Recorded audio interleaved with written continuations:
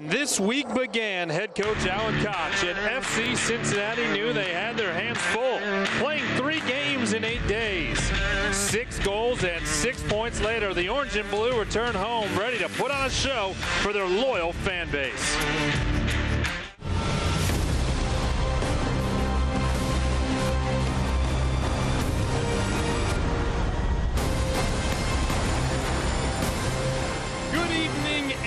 Welcome to Nippert Stadium in Cincinnati, Ohio. The sun sets, the fans are filling the stands, and we are just about set for the first ever meeting between FC Cincinnati and Atlanta United 2. Tom Glader thrilled to be alongside University of Dayton product Ryan Hanbury as we get you set for this matchup. And Ryan, let's go back to 2 weeks ago, the second half against Pittsburgh. 2 goals already this week. 3 goals last Saturday. 3 goals on Wednesday in a win against Indy 11. And for Alan Koch, his offense right now is clicking on all cylinders. Yes, no, it's positive that we're getting the midfielders coming up with goals. But Kenny and Corbin have been a huge part of the offense recently. They're not only creating but getting goals for the attacking side of the game, so it's massively important for this side. Kenny Walker has now scored in 3 consecutive games. You see Manu Ledesma's goal there. Kenny scored on the penalty kick Wednesday night early.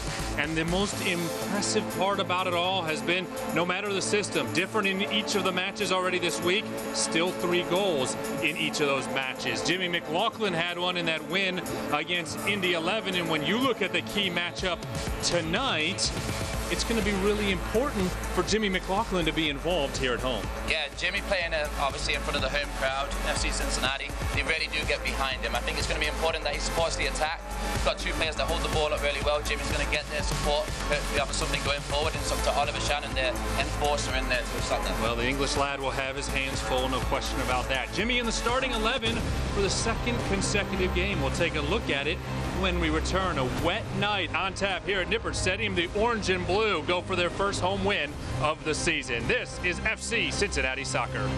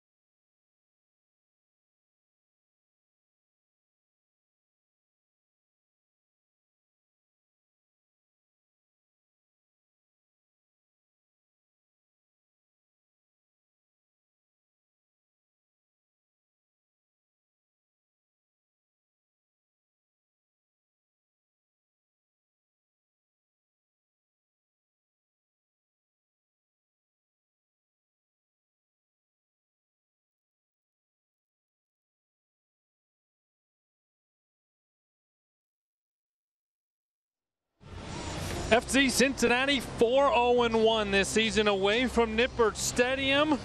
Tonight, their 3rd match inside the friendly confines in 2018. Tom Glader back alongside Ryan Hanbury as we get you set for the first ever meeting between Atlanta and Cincinnati. It's time to take a look at tonight's starting lineups, brought to you by your local Toyota dealers. Let's go places. And for FC Cincinnati and Alan Koch, back to the 4-4-2 and some fresh legs out there. Danny Koenig will start up top after resting on Wednesday. Same for Dekel Kanan, as well as midfielder Richie Ryan and fullback Justin Hoyt. at goalkeeper makes his third consecutive start. At the other side, for Atlanta United and first-year head coach Scott Donnelly, maybe a little bit of a change of shape. Will it be a 3-4-3 or maybe a 3-5-2? We will see as they go, but a change at goalkeeper as Nicholas Carreau makes his fourth start of our broadcast team. Let's head down to the pitch for the first time tonight. Yeah, guys, a big one for FC Cincinnati here tonight, unbeaten on the road. And I actually talked to Jimmy McLaughlin about that after the Indy 11 win. He says we want to give our fans that win. They deserve it. They are the best. Kenny Walker added, they saw the loss, they saw the tie. Now it's time to get 3 here at Nippert. And those 3 points would be big because if FC Cincinnati does get the win here tonight, they would move to first place in the Eastern standings. All right, thank you, Lindsay. Tonight's injury report is brought to you by Levy Law Offices, where they turn your crash into cash. And for FC Cincinnati, that report is shrinking. Richie Ryan off the report. Tyler Gibson remains there as he continues to rehab his ankle day to day. Nazmi Al-Badwi as well as Evan Newton. I just talked to Nazmi. He said his ribs still a little sore from the knock he took last Saturday, and Evan Newton still working through that hip injury, but close to 100%. I'd imagine that he will be back involved next week. Tonight's match official is Guido Gonzalez Jr. Of course, last year he had a match here at Nippert that was memorable for all the wrong reasons. It's brought to you by Kingsgate Transportation. We hope that's the only time I say Guido's name. Tonight, Atlanta United 2 in their all-white kits will get the first touch. FC Cincinnati in their primary kits with the orange and blue stripes. And we are underway in the Queen City USL Soccer. And FC Cincinnati an opportunity to cap off what has already been a fantastic week with 3 more points. A foul in the midfield here in the opening moments as Jimmy McLaughlin is cut down. And Guido Gonzalez is going to have a conversation here early with Oliver Shannon. There's your key matchup in the first 22 seconds going head-to-head. I spoke about him being an enforcer. He's a big guy in there. He's going to try and get a body on everybody in there. So he's trying to set a tone for his team. You can understand why. Justin Hoyt will work on the right side. I mentioned he's one of the guys who rested, didn't even make the trip to Indianapolis for the win on Wednesday, a match that ended at 3-2. Forrest Lasso, the only member of the FC Cincinnati side that has played every minute of the 2018 season, and that stretch will continue at least to start this one here tonight. Declan Kanon had been part of that group as well, along with Justin Hoyt, and 2 of those 3 sat Wednesday, but it worked out really well for Alan Koch. He rotated the squad. He was very confident in the guys that he was starting against Indy 11, and that confidence paid dividends. Yeah, well, you get rest. You also get competition amongst the squad. A lot of good performances in the midweek, and obviously these guys are back in, going to try and perform in their spots to prove what they can do. Richie Ryan was able to rest as he had a hip flexor injury on Wednesday. Also did not make the trip, but back in the lineup today as Allen goes to a 4-4-2 diamond. A foul is going to be called in the midfield as Manuel Ledesma was held up, looking to receive a pass just across midfield. FC Cincinnati's not going to waste any time putting it back into play. Down the left side to Corbin Bone.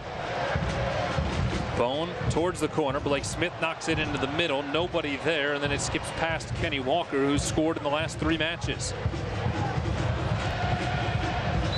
Ledesma will be called for a foul, knocking down Chris Goslin. What do you see as your keys to victory tonight for FC Cincinnati? Well, a lot of the keys obviously coming into the game is the tactical matchup, and it's important to see that the opposing team has come into this game and changed. Atlanta have looked to go to a 3-4-3, which is quite important to see because the 4-4-2 narrow diamond that FC Cincinnati has been playing has certainly been an advantage for them. So they've tried to counter it in a different way. Be intriguing to see how that goes moving forward. Talk about that 4-4-2 diamond for Alan Koch. Played it in the second half against Pittsburgh 2 weeks ago. Played it last Saturday in the entire match against Ottawa. That was 3-0, but then switched to a 4-2-3-1 because of tactics against Indy 11 and what he thought they might be able to do countering it. And it worked. 3 more goals, a 3-2 victory. And he knows he can slide back to that if needed with his personnel today, but wants to come out of the diamond and create opportunities right away. Yeah, no, he's got the players to be versatile within the formation. Here's one of those versatile players. Manuel Ledesma into the 18. Bounced awkwardly off his knee, picked up by McLaughlin. Jimmy McLaughlin's right-footed shot deflected away. Kendall Edwards got in the way.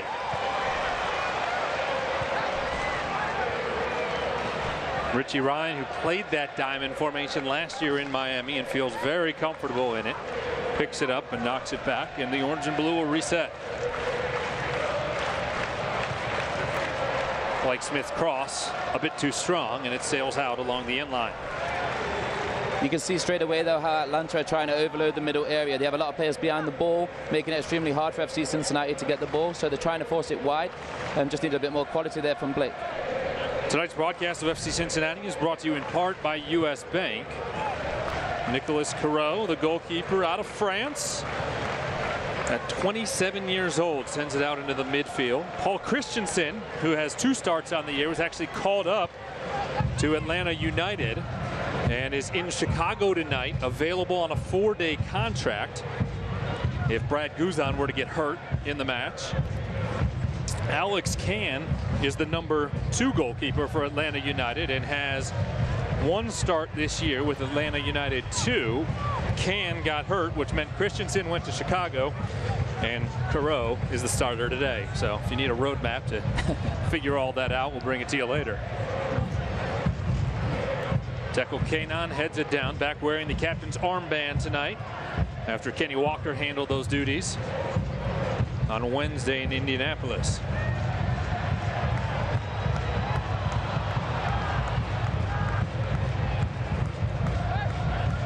Jack Metcalf, captain for Atlanta, playing out on the left side. Interesting mix for Scott Donnelly of guys who have some experience and then a handful of teenagers as well. They have a lot of talent going forward. It's a very young front line, but the talent they have and what they've been able to do against a lot of good teams already this season can impact this game massively. So I'm sure the FC Cincinnati defense is heavily aware of what that's going to be. 3 teenagers in the starting 11 for Atlanta today. Kainan wins the header, then again, and forward to Walker. Walker's shot deflected away, and a throw in for FC Cincinnati. Select is the official soccer ball of the USL. For the latest Select products and special offers, please visit selectsportsamerica.com. Receive free shipping on orders over $50. Foul called near side, and a free kick coming for FC Cincinnati. An interesting contrast in bookings this year for these 2 clubs. 16 yellow cards on FC Cincinnati, 0 red cards. 3 yellow cards on Atlanta, and just 1 red card for them. So they have stayed out of the way of the bookings for the most part. Miles Robinson is the one who received the red card, picking up 2 yellow cards last time out, and he is suspended today.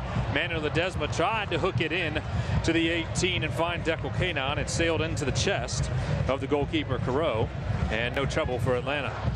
That was a beautiful ball into the box. Obviously, he's looking people to attack that front post. No one got there, but I'm sure he'll continue to work on that ball. Long ball up the left side. The center back seemed to think it was offside. That's not the case. John Gallagher will bring it in and takes a shot that goes wide, rippling the side of the net.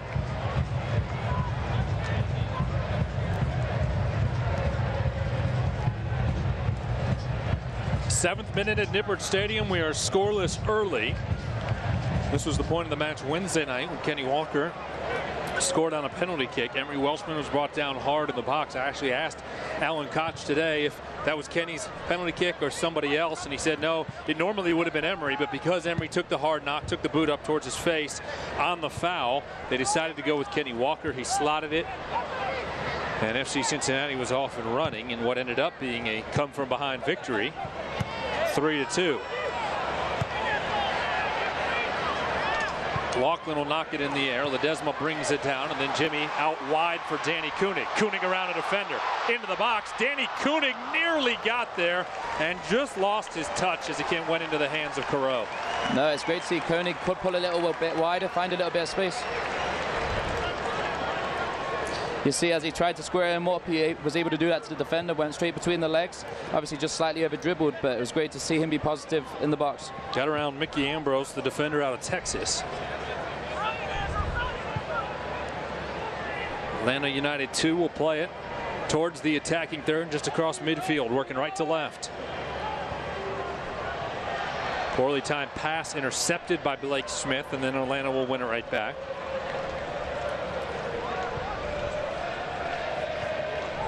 Atlanta, 23 different players have appeared this year. 21 have started. And Captain Jack Metcalf, the native of Liverpool, the only one to have started every single match this season. He has also played every minute for Atlanta United too. It happens with defenders. They tend to get a lot of minutes if they're doing the right things, and he's their leader. He's needed on the field for them, so it's important that he continues to do that for his team. Mickey Ambrose forward to Metcalf. Now across the middle. Andrew Carlton, just 17 years of age, number 30 in white. Blake Smith pushes it up the left side, but nobody home. Corbin Bone playing on the left side of the diamond. You have Jimmy McLaughlin at the 10 playing at the top of the diamond. Richie Ryan playing behind him. And then over on the right side is Kenny Walker.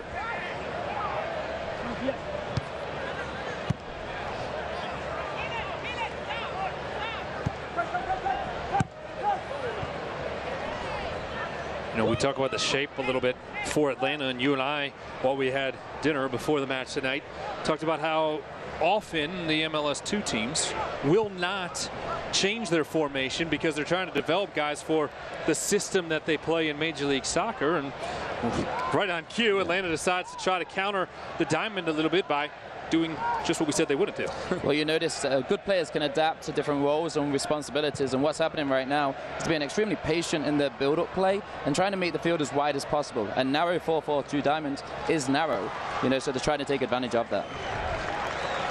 Throw in for FC Cincinnati inside of the attacking third. Ledesma was there trying to do it quickly and was slowed down. Corbin Bone now will give it in to McLaughlin. Bone already has 2 goals this week.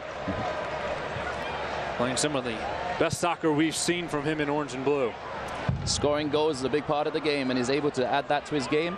He's certainly a technical, creative player that's been doing it for a while now. So those goals are going to make a big difference to this team, and they really have in the last couple of results. Walker chipped it forwards towards the top of the 18, turned away by Atlanta, but picked back up by Kenny. Between 2 defenders, sent it in the middle. Nobody was there.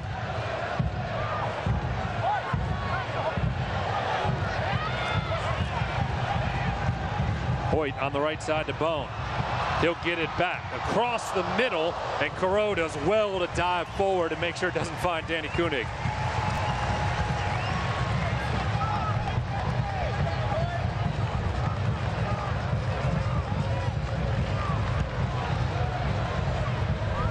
Spencer Ritchie sends it all the way across midfield, and goalkeepers exchanging passes there. Yeah, there's a goalkeepers union. They're just no doubt together. about that. And big legs on both of these goalkeepers today. No, they are big boys. Might not be the first time we see them connect. Spencer Ritchie at 25 years old, started last Saturday in place of injured Evan Newton, who, if you missed our injury report, is doing better and almost back to 100%, not quite there, but very close. Mark Village is involved again today for the 3rd consecutive game, so he's the backup on the bench right now for Alan Cox. And Ritchie, in his first 2 appearances of the year, allowed the 2 goals on Wednesday after the clean sheet last Saturday, and has saved 71% of the shots headed his way.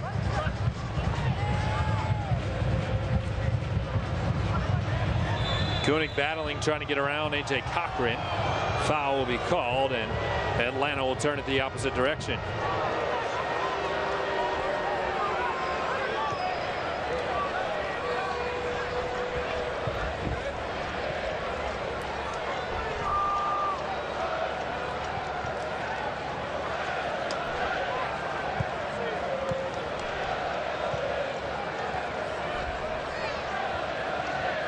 Ledesma turns it back to Lasso. Now Blake Smith up the left side. Smith drops it for McLaughlin.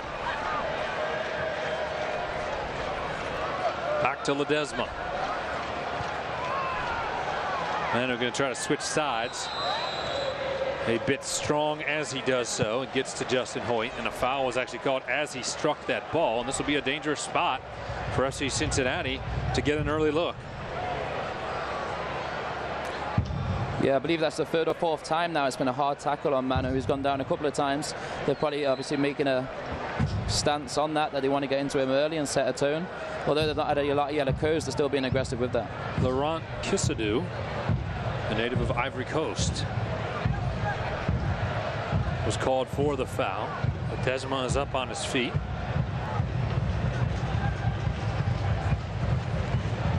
about 30 yards away where Ledesma will strike it. 14th minute at Nippert Stadium. We are scoreless. Can Manu Ledesma change that? The big targets of Lasso and Keenan pushing forward, looking far post for Lasso, and he goes sliding into one of the ads behind the goal as the service was too strong from Ledesma.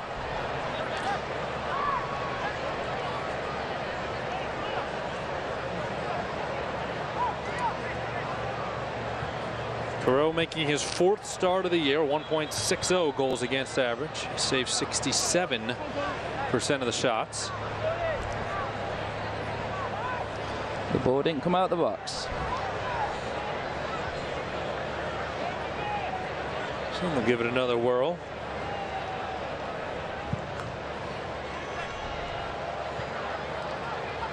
Perot's pass forward sails over the head of Keenan, and Deco Keenan getting some words from Guido Gonzalez, who is bumping off of the youngster Andrew Carlton. Hoyt up the right side. Comes out right in front of Atlanta's bench, and Hoyt will come over to throw it in. Get a player's perspective of all the action around the USL every Wednesday as the Tampa Bay Rowdies' Jack Blake hosts the Blake Down on the USL YouTube channel. We'll also have the latest edition of the Blake Down coming up for you tonight at halftime. 3rd home match of the year for FC Cincinnati, trying to find that first win. They lost in the home opener to Louisville 1-0, who lost for the first time this year today at Indy 11, 1-0 on a penalty kick by Iose. And then a draw 2-2 2 weeks ago against Pittsburgh. So trying to finish this week with 3 more points. Ledesma in the attacking third. Across the middle, nearly skipped to Jimmy McLaughlin, and Sean Nicola does a great job at knocking it down, controlling it, and giving it to his goalkeeper.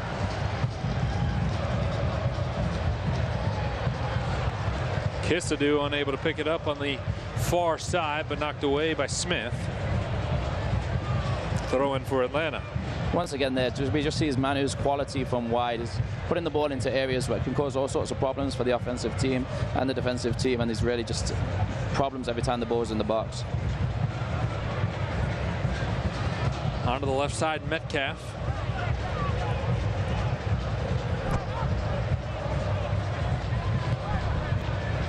Back to Ambrose. And now onto the right.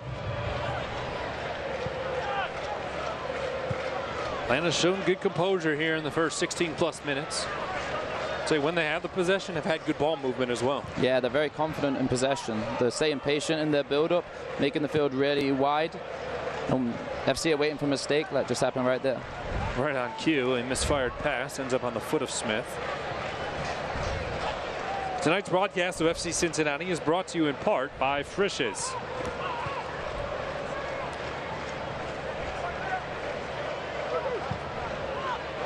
Lasso forward, Koenig trying to get there right at the top of the 18. A collision as Koenig goes down along with Caro. Well played ball defensively by Atlanta.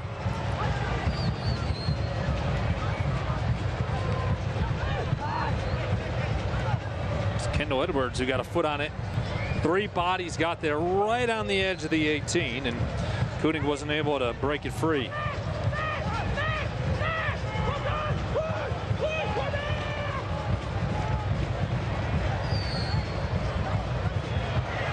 Corbin Bone picks it up on a misfired pass from Caro. Then he can't get it to Ledesma. Up the right side, Gallagher for Atlanta. Into the attacking third.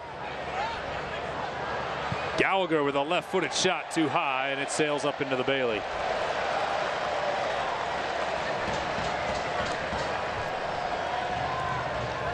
The Bailey enjoyed that one. Yeah, I was going to say. Happy hands up there awaiting it. Yeah, they were waiting. You know, it's interesting. We talked about all the goalkeeper shuffle for Atlanta United and Atlanta United 2 right now. And preseason, some thought they might see the return of Mitch Hildebrand tonight. Of course, Mitch played for 2 years here in Cincinnati, started all but one USL match in those 2 seasons, and provided some Great memories in orange and blue. Moved on, signed an MLS contract, and then injured his knee pre-season. And the thought was maybe if he was the third goalkeeper for Atlanta, he would be starting this match here tonight. But his knee injury has had him out about 8 to 10 weeks, and he's still going through rehab. So not on the trip, not here at Nippert tonight. I'm sure the fans here wish him well in his recovery as well. He was a great servant for this club, did a lot of good things, so wish him well that way. Gosselin over to Edwards on the right side. Atlanta showing patience on their build-up. And then to Ambrose, who does well to keep it in along the touchline.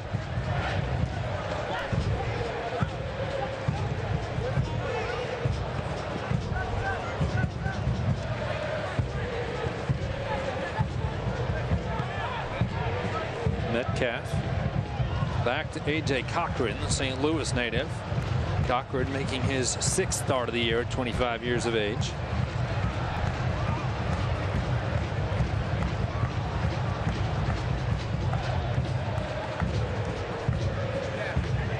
Carlton will get it up the middle. He'll let a shot rip with his right foot, turned away by Dekel Kainan.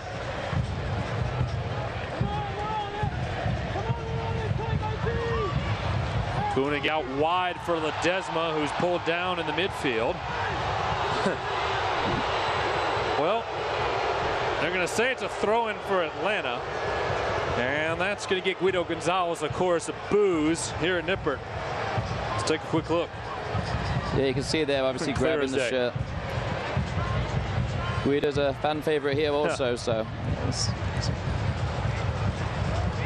He did not make many friends on his last trip to Nippert Stadium. Kainan forward with Ledesma streaking. He has a beat on it, and his right-footed shot lost the angle a little bit and pushed it wide, far post. That's a couple times, though. The Sioux centre-backs looking to play a little bit longer into their targets, and they are willing to run in behind. See Scott Donnelly there. Atlanta United 2, a first-year USL side. Atlanta United of Major League Soccer did not have an affiliated USL team during the 2017 season, which was their inaugural year. Certainly some frustration, I think, between both of the coaching staffs right now. And you just saw Scott Donnelly chirping down in the direction of Alan Koch.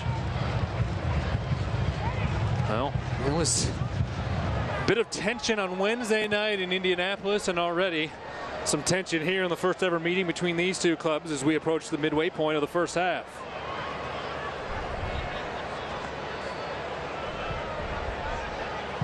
Ball skips towards the top of the 18 where Kainan will clear it away. Haven't really seen a great scoring opportunity for either side this far. No, both teams doing a great job in possession, but taking very low risks. I think both teams know the threat they each have in the final third, so they're trying to limit the risk in transition right now. Ledesma with Metcalf on his back. To Lasso. And now McLaughlin will try to get something going offensively. Long ball for Corbin Bone. He's onside. Carreau way off his line. Able to knock it away from Bone at the last moment. Made a brave decision to come, and he came early, positive, and he got the ball. Did a great job there. Mentioned that Carreau, 27 years old and showing some of that experience, played internationally in Scotland and France before signing February 6th with Atlanta United 2.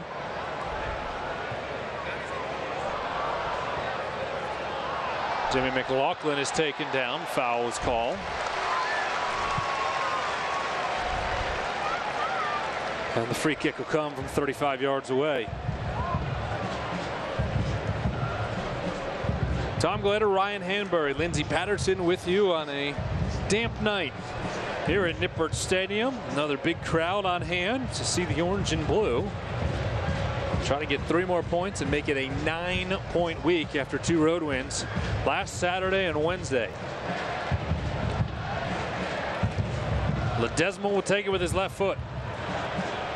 Kainan, Lasso, and Koenig all stand 18 yards away waiting for it. Ledesma into the box. Dekel Kainan got it square, and it was just knocked over the crossbar by Carreau, and the flag actually went up on the near side.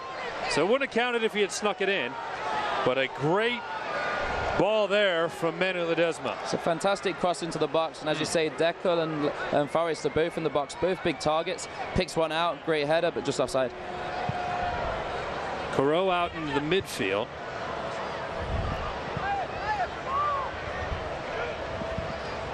Kane will try to switch directions and send it the other way. Kenny Walker gets a piece of it.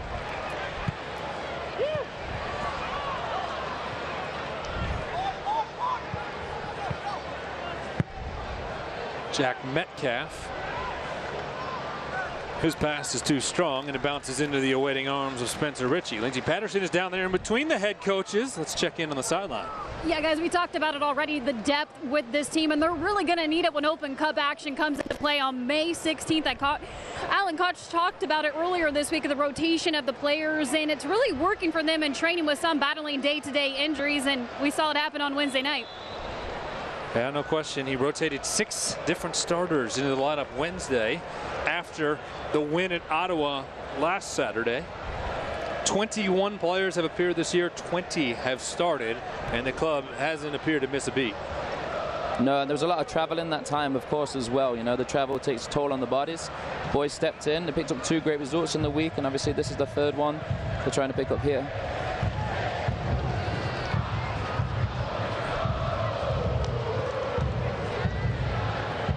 Atlanta United has handled FC Cincinnati well so far. Koenig let it through. Manu Ledesma with a chance. Inside of the 18. Sends it across to the right. And Koenig will push it in. King Koenig gives FC Cincinnati the lead.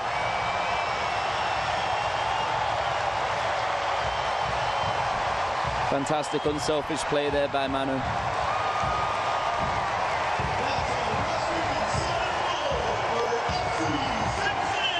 Second goal of the season for Danny Koenig, and the 2 forwards hook up. No, it's great to see. Obviously, he broke the trap, just getting in behind, and to get his head up and make that decision for Danny. Danny's number 9 wanting to score goals, puts it on a plate for him. It's a fantastic ball, great finish by Danny to get in the right position. FC Cincinnati has the lead at home for the first time this year. It comes in the 26th minute for Manu Ledesma. It's his team-high 3rd assist on the season. It was a great run, though. Danny's a typical target forward. Manu's got to be that guy to run in behind. He does that, and Danny supports play perfectly for the easy tap-in.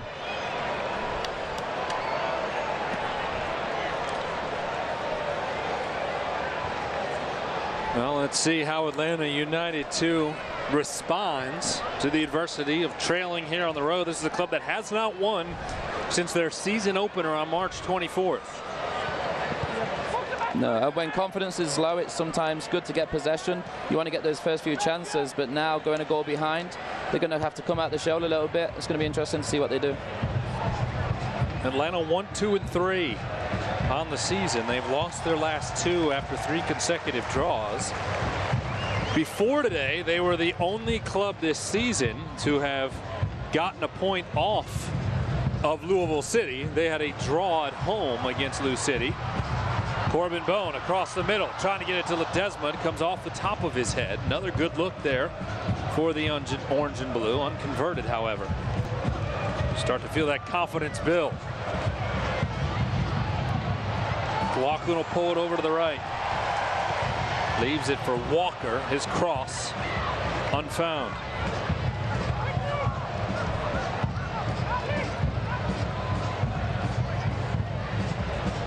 Back to Spencer Ritchie. Out into the midfield.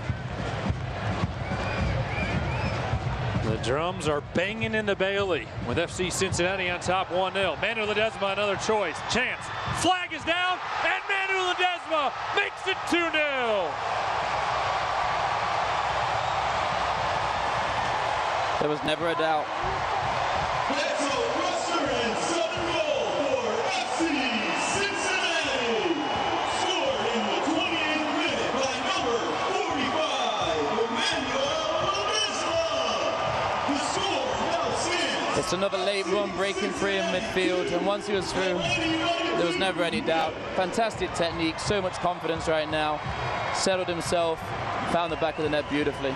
Did you see Manu Ledesma there? How much time did he have? There was nobody close to him in white, and he looked around, realized it, and just picked his spot. We saw at Ottawa, he was throwing a 1v1 and so composed, just lofted it over. This time just settled himself again, focused on his technique, and just picked out the corner of the net. It's a stunning finish. 2 goals in about 2+ minutes for the orange and blue. The smoke hadn't fully cleared from the Koenig goal. Yeah. That Ledesma assisted on, and now he gets one of his own.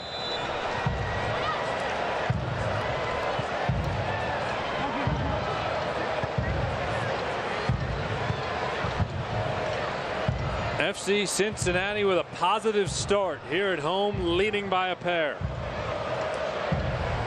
The 2 goals have really came out of nothing. I mean, the game was in control by both teams in possession, and suddenly out of nowhere, a couple of direct passes, a few late runs, and they've got in behind twice now with simple finishes with the technique and quality the attacking players have. Richie Ryan trying to get it to Danny Koenig.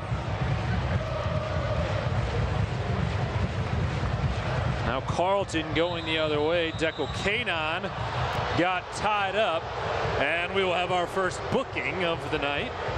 Comes in the 30th minute, and Deco finds his way in.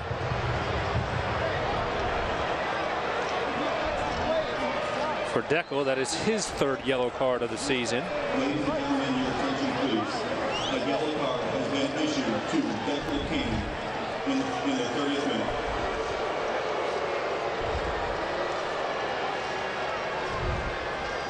Let's take a look at the collision. Yeah, but he knows as that player was coming towards him. Deco saw him running off his shoulder. He had a decision to make. He made the decision to obviously take the player out and deal with the situation in front of him. The situation, as far as Guido Gonzalez is concerned, is a yellow card. Now I think it was the right decision. Deco's been involved in a few tackles already, as we're just over a 1/3 of the way gone here on this Saturday night. Metcalf chips it forward, ball bouncing around the box. It'll fall to the foot of John Gallagher, who answers, cutting the deficit in half. So some confusion in front of Spencer Ritchie, and John Gallagher has his 4th goal of the season. Yeah, once the header was won at the back post, the ball fell. He had to adjust his feet nice and tidy, but he got a great contact on the ball and it flew into the back of the net. The first header is the key, though. If you don't win that, you don't create the opportunity. They won it at the back post, a bit too easy, and as that ball came down, you know, stunning finish into the back of the net. Gallagher, out of Dundalk, Ireland, 22 years of age, had a brace back on March 24th and picks up his 4th goal of the year here tonight at Nippert Stadium. So a flurry of action in 5 minutes, 3 goals and a yellow card, and we're at 2-1 in the first half. Manu Ledesma trying to back it into the 18, goes down, wanted a foul called, won't get it. To go out on a limb and say it's going to be a lively evening here at Nippert Stadium. It certainly got lively in the last 5 minutes. There's no doubt about that. It was a very controlled game. Now the emotions kicking in. Both teams are really going for it. It's great to see. It's interesting about Atlanta United, too. Scored 5 goals in their first 2 games. They have just 3 in the 4+ since then. But a big one there to give them some confidence. Certainly bring them back into the game after the flurry of action for the orange and blue. Here's Carlton into the box, finds Gallagher. Couldn't keep it in along the end line and then crushes one of the boards a few feet beyond.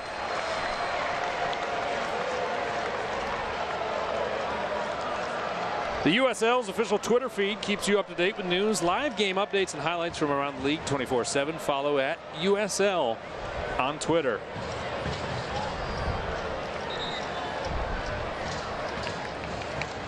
Goal kick coming for Spencer Ritchie. See both head coaches certainly thinking things over with what they've seen over the last few minutes.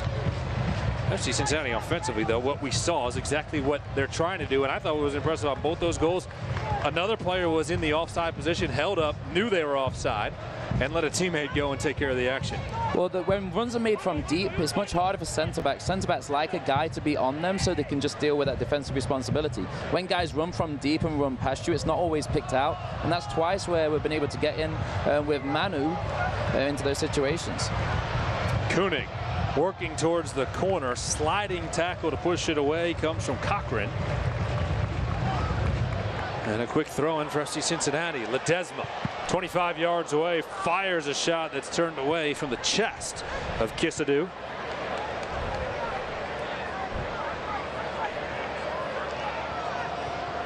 Smith looking to center it onto the foot of Corbin Bone. Broken up by Atlanta. Walker on to Hoyt.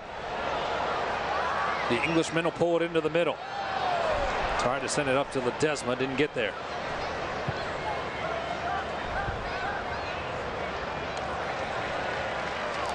Gallagher can't pull down the pass, far touchline. FC Cincinnati will throw it in and resume action. 35th minute at Nippert. FC Cincinnati on top 2-1.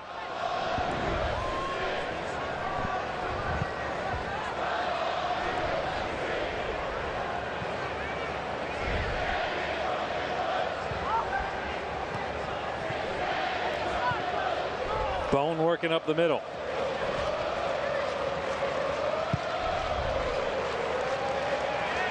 Over to the left side, McLaughlin.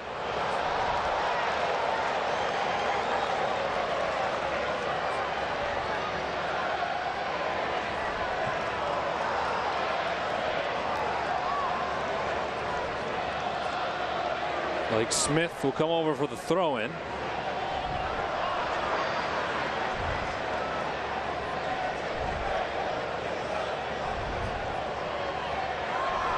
Tried to get it to Jimmy McLaughlin, who was knocked down. No foul was called. And Atlanta will try quickly and get it out of their defensive third. FC Cincinnati not lacking any pressure and allowing them to get into the midfield.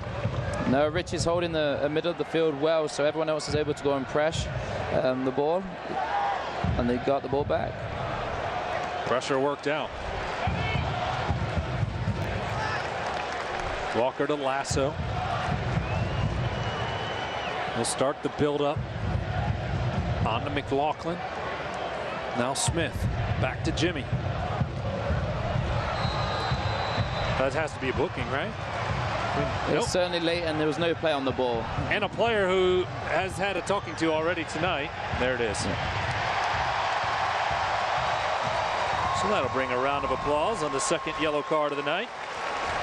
First for Laurent Kisadu. Ladies and gentlemen, your attention, please. Insert the 37th. There's no play on the ball. It's quite clearly he just wanted to set a tone with Jimmy, but he got a yellow card for that action, not only being his first one, but a couple now.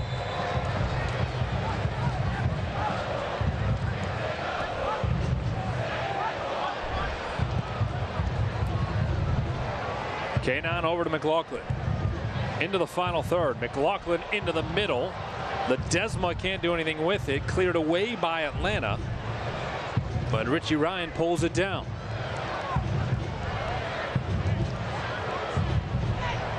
Over to the left, McLaughlin.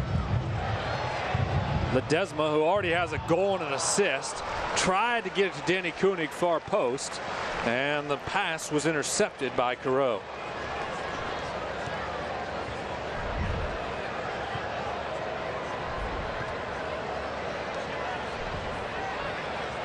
Walker onto the left, Smith.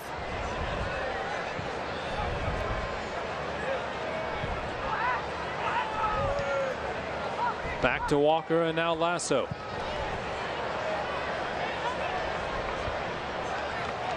Headed away and out on the near touchline by Ambrose.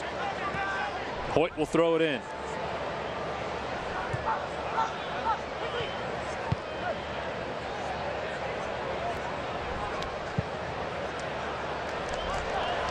Hoyt up the right side. Drops it for Walker.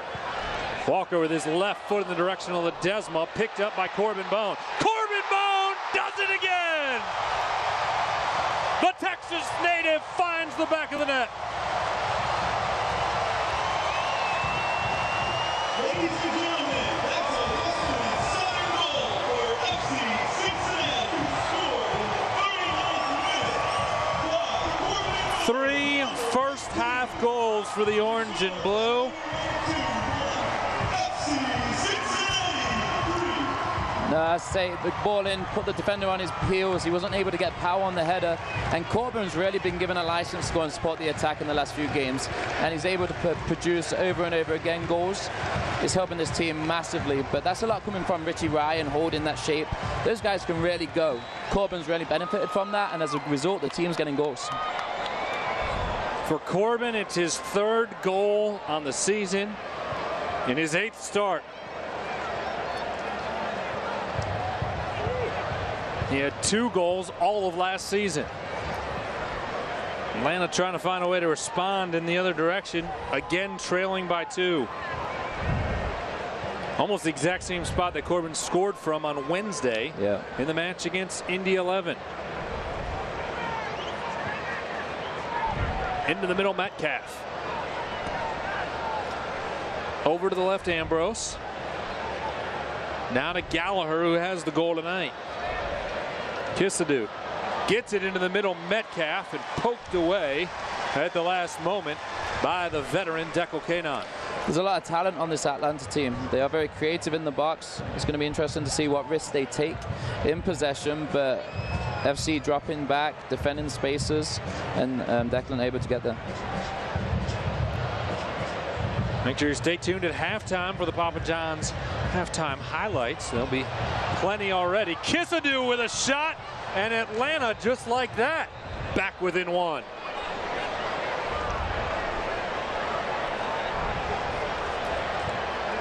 Laurent Kissadoo finds the back of the net.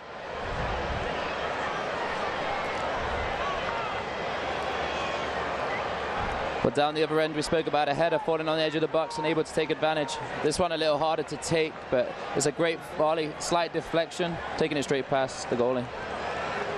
First goal of the year. This is just the 2nd start for Kissadoo, who was booked moments ago.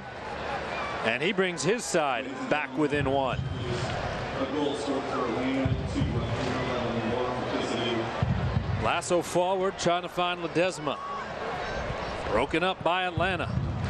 Again, Atlanta United 2 doing very well to handle the adversity here at Nippert. Touch into the corner. Hoyt will cross it. Doesn't get to Koenig. Cleared away by Atlanta United 2, and FC Cincinnati will have a throw-in.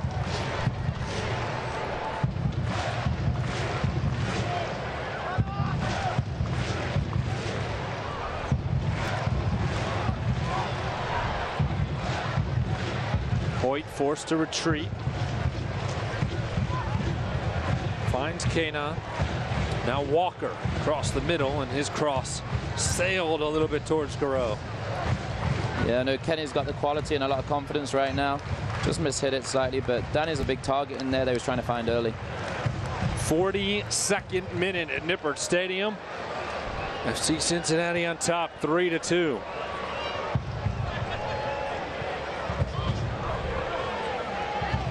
Fans have been rewarded with a lot of action here in the first half so far. Probably not real happy about those 2 goals allowed, but back and forth the action, and boy, has this match opened up over the last 15 minutes. It's opened up a lot, and obviously FC need to regain right now, having just conceded that last goal. Kissadoo, another shot, it goes wide as Spencer Ritchie was moving to his right. Goal kick coming for FC Cincinnati. Well, Tommy, we spoke before the game about the youth they have, the players they have. We didn't know how it was going to impact the Atlanta players, whether they're going to take confidence from it, playing in front of this crowd, going down by a goal or by going up by a goal, and they're still being brave and getting on the ball. So FC need to be patient, obviously, in their build-up and continue to respect the opposition and what they're doing, and Atlanta are doing a good job. 5 of 11 starters for Atlanta United 2 are on MLS contracts. Of course, Atlanta has one of the most crazed fan bases in Major League Soccer. So if they have been to a game in Atlanta, they've seen what it's like to have a lot of bodies at your match.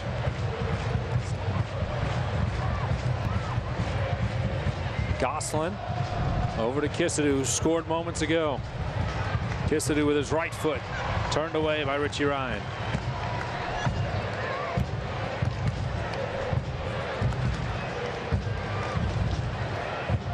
Carlton. Metcalf, offside. Right idea, wrong positioning. Yeah, no, just offside. Defensive player and Metcalf get into an offensive position. Just wasn't aware the player was standing in an offside position.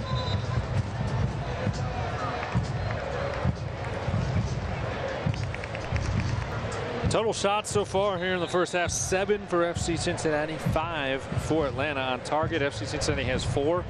3 of those 4 have gone in.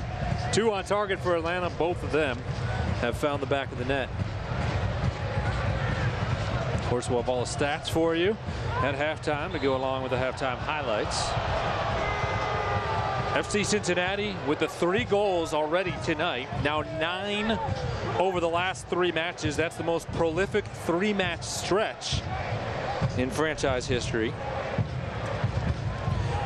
Tommy, something tells me there's going to be a few more. It's also the most prolific now 4-match stretch for the Orange and Blue. Last summer, in 4 matches, they scored 10 goals. Now 11 in the last 3 plus tonight. 2 minutes of stoppage time will be tacked on. FC Cincinnati leading by a goal, and I agree with you. This match far from over here in the Queen City. Certainly exciting. Ladies and gentlemen, your attention, please. The 4th official has indicated a minimum of 2 minutes of stoppage. Metcalf working it into the attacking third. On to Shannon, over to Ambrose. Ambrose with his left foot sends it inside the 18. Blake Smith forward, Corbin Bone knocks it into the middle, dangerous ball. And then Kisadu misplays it. Time management's probably going to come into it now for FC Cincinnati. It's 3-2. It's been a very open game. Only added time to go here, so.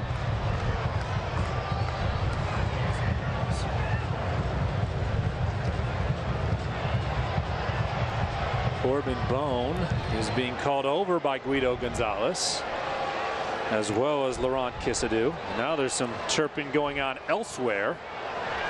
Gonzalez wants to have a conversation with these two.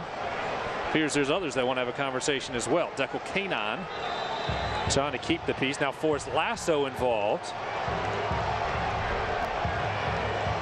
Carlton is in there. Guido Gonzalez trying to keep the peace and having a very hard time doing so. There's a lot of passion in there. See the passion from Manu Ledesma. Still the conversation with Gonzalez, Laurent, and Bone has not happened. Now that conversation will take place. And here we are in stoppage time talking about Guido Gonzalez. And Kisadu's got to be careful. He doesn't want to get caught He's up on a yellow, as is FC Cincinnati's captain, Dekel Kanan. Yep. Now he's a veteran. He knows how to manage that very well. Yep. Kisadu, 19 years old. And that's often why you see teammates get round a young player in that situation, trying to support him. They got to make him wise to it.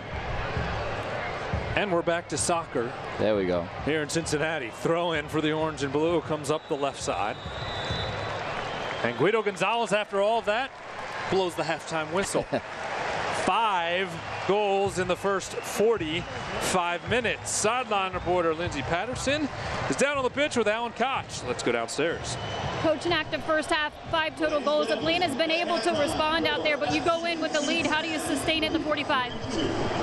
We've always played very, very attacking soccer, and it's why we've gone and created a lot of chances and scored 3 goals. You do expose yourself a little bit when you do that. Having said that, we should never concede the goals we conceded. So we're going to have to tighten things up a little bit at halftime. Continue to obviously go with them, but make sure we have good coverage. We shouldn't be exposing ourselves as much as we did. Obviously, once we scored, we took our foot off the pedal. Thanks, Coach. Thank you. All right, thank you, Lindsay. FC Cincinnati heads into the dressing room with a 1-goal lead. Danny Koenig got it started off a pass from Manu Ledesma. Then Ledesma found the back of the net, and Corbin Bone wrapped it up. The Orange and Blue lead by a goal. This is FC Cincinnati Soccer.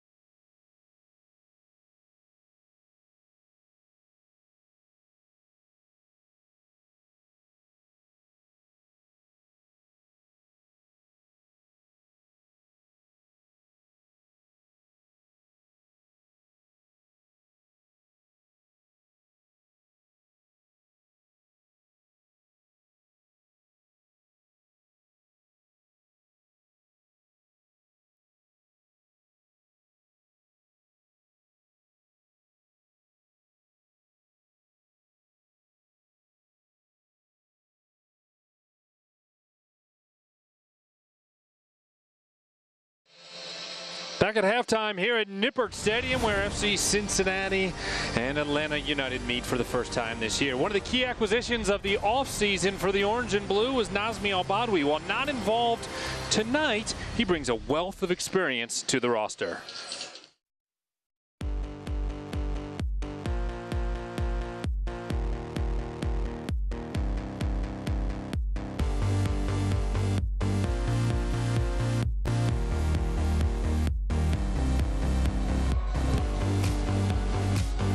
I started playing soccer when I was 3 years old. The biggest influence in my soccer career has probably been my father. He'd always go to train with me and always push me to be better and always supported me playing. I wear number 5 because Zidane was my favorite player of all time, and he wore number 10 for France and he wore number 5 for Real Madrid. The biggest accomplishment of my career so far has probably been being on NASL Best 11 2 years in a row, and also breaking the single-season NASL assist record. Just joining us, Al-Badwi made his first appearance, first start of the year today for Alan Koch.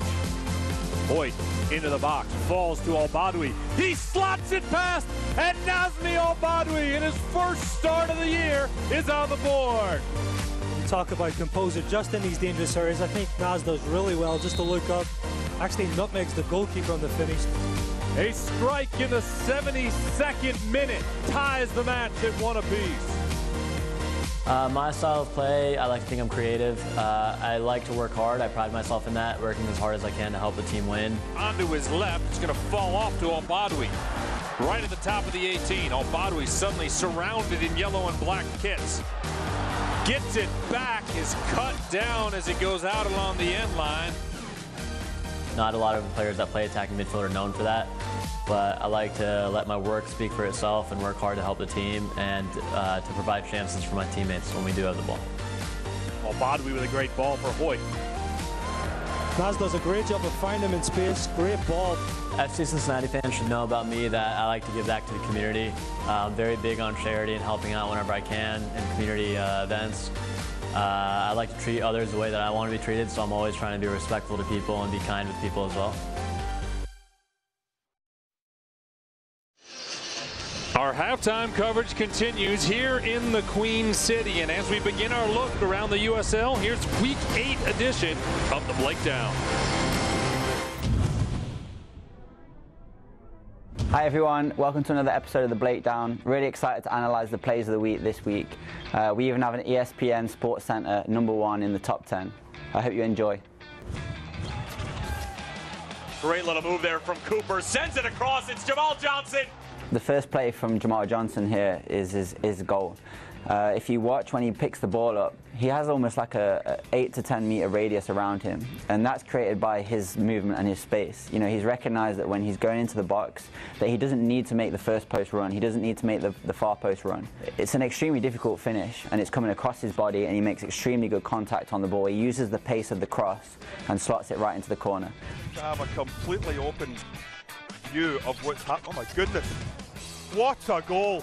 I don't think there's any doubt as to why this was the #1 on the ESPN Sports Center. It's a very special thing for a player to see a goalkeeper off a line, especially from a goal kick, because he's not expecting the ball to bounce to him, especially the way it bounced to him. So when the ball did bounce to him, I think that he just thinks, why not? And he's just showing everyone there is the technique that he has, but he also showed me what I feel as though is the mentality of a player, which is something that we've not seen yet this season. I think it's fantastic. This isn't anything. Francois takes it away, plays it back, Brett holds, scores! Yes, what a great pullback. Francois' defensive play here is what creates the goal. You know, his teammate loses the ball, he takes a bad touch, but he doesn't give up on it, and he persists, and his reaction to the turnover is fantastic. And then Brett can either do one or two things. He can take a touch or he can finish it first time. The defender thinks he's going to take a first time shot, and that's what then allows him to have the composure to relax, take the touch, and it's a great finish. Manila makes a meal out of that one. Now Ledesma on the breakaway, and it's 3-0 as he chips Maxime Crepeau. This goal for Cincinnati in the 76th minute is a lot about anticipation for Ledesma.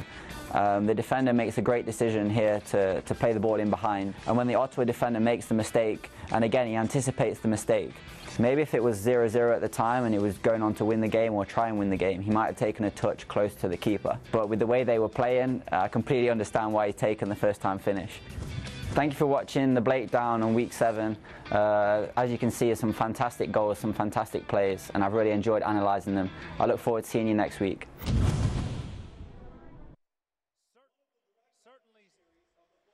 Certainly some of those goals involved FC Cincinnati and Kenny Walker, who had the golazo last Saturday at Ottawa. Tom Glenn and Ryan Hambury back with you, where we are at the half between FC Cincinnati and Atlanta United 2. And Ryan, if you like goals, you saw plenty of those in the first half. We saw plenty, yeah, and a lot of quality in front of goal. Each finish was taken really properly. Proper technique, getting the head over the ball, and some great strikes. 3-2, the halftime score here at Nippert Stadium. Let's take a look at the scoreboard around the USL today, and a bit of a shocker maybe at Lucas Oil Stadium. Indy 11 on a penalty kick, victorious over Louisville City. First time the defending champs have lost in 2018. Late north of the border right now, Toronto FC 2 trailing Pittsburgh, who's playing very well, 2-1. Charleston at the half, at home, up on Charlotte, 1-0. So what do the standings look like, Ryan? After that, you see a couple of the scores later today, or the matches later today out west. But let's slide over to the standings to see what they look like, because Louisville City did not pick up any points today. Indy 11 shot up with that win to third place, but FC Cincinnati, the orange and blue, playing for an opportunity to be in first place early on in the season. Well, we spoke about the team being confident, and there's something that brings a lot of confidence as being top of the table. So I'm sure their aim at the end of this game is to be at the top of that list. Well, what's next for FC Cincinnati coming up?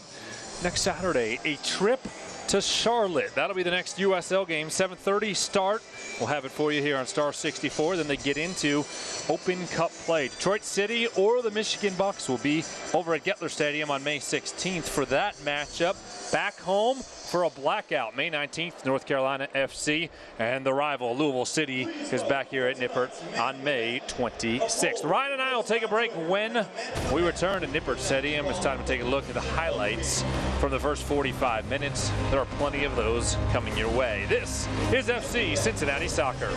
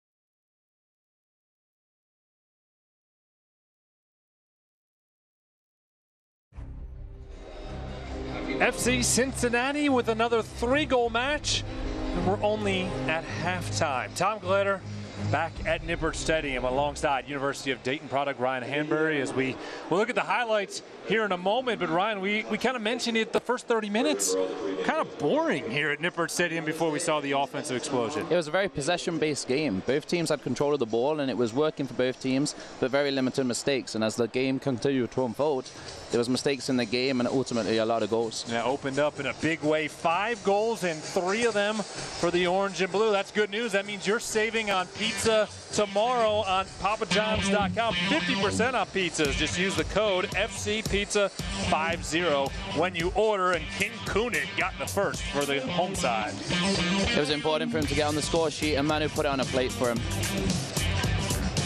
Ledesma brought it up the left side. Instead of taking the shot, he pushed it over to his right. And Danny Koenig found the back of the net for the second time this season. Then moments later, Ledesma got a chance to score himself. When Manu was through here, he just steadied himself, and there was never any doubt from anybody in the stadium. Great finish into the back of the net. Takes composure, hits the ball right through the middle. Stunning finish. Ledesma with an assist and a goal, minutes apart, and it looked like the orange and blue were rolling, but Atlanta answered back. Yeah, no, the ball fell to him in the box, and these are always awkward to take. You got to get your body over the ball, you got to strike through the middle of it still, and he was able to do that, hit the target, and it was a good goal. So Gallagher's goal made it 2-1. Corbin Bone, a similar looking strike to the one he scored on Wednesday in Indy. It's great to see Corbin in those areas because he's got a great technique to get over the ball and finish it. And once again, just got his head down, made sure he hit the target and did so. That put FC Cincinnati back on top 3-1, but Atlanta United 2 was able to cut the deficit in half. Once again, Kisadu scores off the misplayed ball. It was a slight deflection on the ball. I don't know if that took it away from the goalkeeper, but his technique is all he could control, and he struck through the middle of the ball, flew into the top corner. Great strike.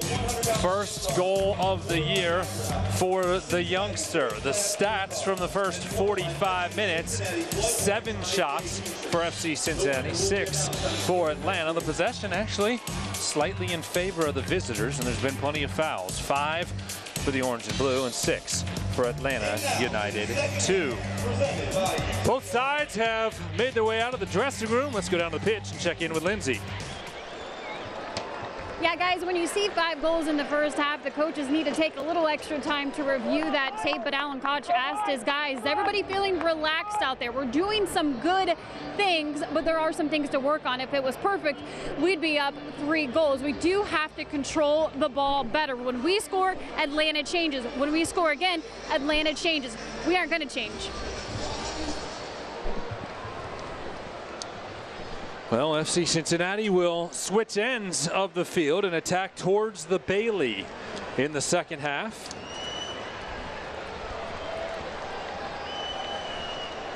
Danny Koenig stands over the ball. We do have a change. Atlanta uses their first of 3 substitutions, bringing in Lagos Kunga, who had appeared in 6 games coming into tonight. So this is his 7th appearance, started 4 of them, has 1 goal on the season. And he replaces Laurent Kisadu, the youngster. And you talked about it a little bit, needing to show restraint, playing on that yellow card. Maybe that plays into the decision of Scott Donnelly. I'm sure it does. As far as the coach's decision, he has to understand what's going to get him back in this game, and that's 11 players on the field competing. Manu Ledesma swings his foot into it and across midfield. It'll be tracked down by Edwards there. Ladies and gentlemen, your attention, please. A substitution at halftime for Atlanta. Tonight's broadcast of FC Cincinnati is brought to you in part by ShareFax and FC Cincinnati. An opportunity early in the second half. Manu Ledesma gets the brace with his 2nd goal.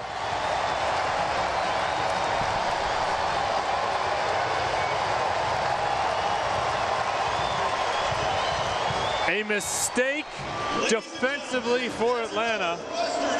The orange and blue take advantage.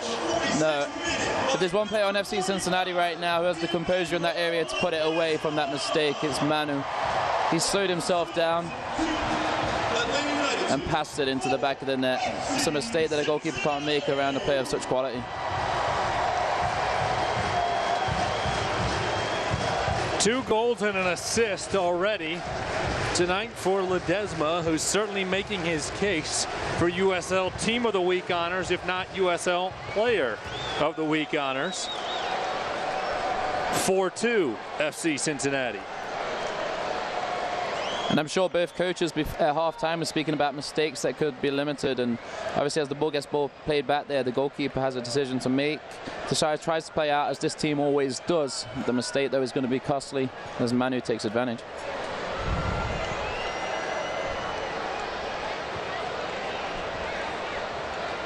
Going back to the second half against Pittsburgh, now 12 goals since the start of that second half 2 weeks ago. 10 goals in 8 days for Alan Koch's troops.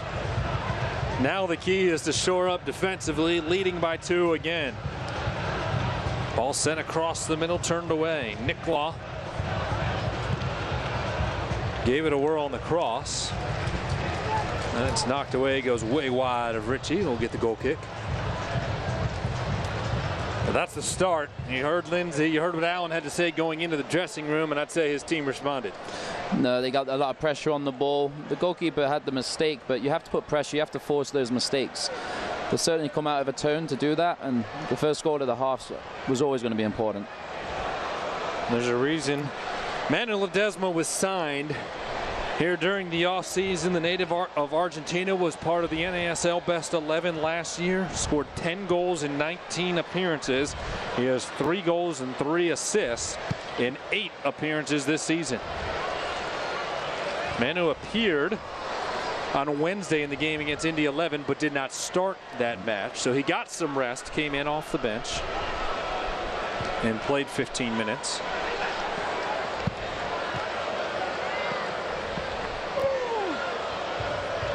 Desmond just got stepped on at midfield.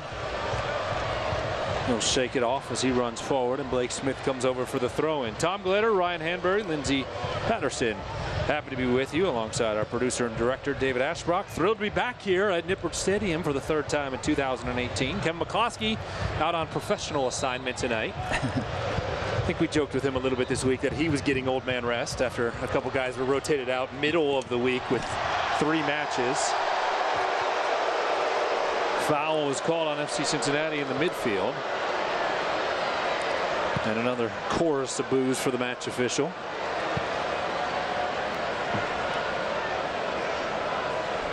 But have no fear, Kev is fine. He's not injured, he's not sick, he's not out on red card suspension. He will be back with us next Saturday for the Charlotte match.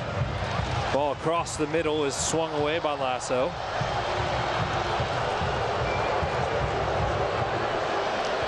And here's a set piece opportunity for Atlanta. Both of their goals have came from obviously crosses coming into the box. They're going to look to put it into a dangerous area. FC, I'm sure, spoke about it at halftime. First corner kick of the night for Atlanta United 2. It's brought to you by the Levy Law Offices. Carlton will take it. First corner kick for either team, actually. Didn't see one in the first half. We had a lot of wide free kicks coming into the box. The first corner. A little bit of extracurricular contact and conversation amongst a large group right around the spot. Carlton, the youngster, waiting to take it, and there you see. There's some smiles in there. There's also some frustrated veterans. It's extremely hard to mark when you stack players like that. It's hard for defenders to get close. Expect a lot of movement. Carlton with his right foot headed directly into the air. Now Kanon clears it out of the 18. Corbin Bone unable to pick it up. Carlton knocks it off to the foot of Kunga. Kunga's left-footed shot turned away by Walker. Carlton was trying to keep it alive. Still in. And, Justin Hoyt, the veteran, was ready to let it bounce out along the end line, and it stayed towards the field of play. He was the only player watching at that stage. Good awareness to get the ball, keep it in play. Throw in for Atlanta United 2 from the far touchline. 52nd minute, FC Cincinnati leading by a pair.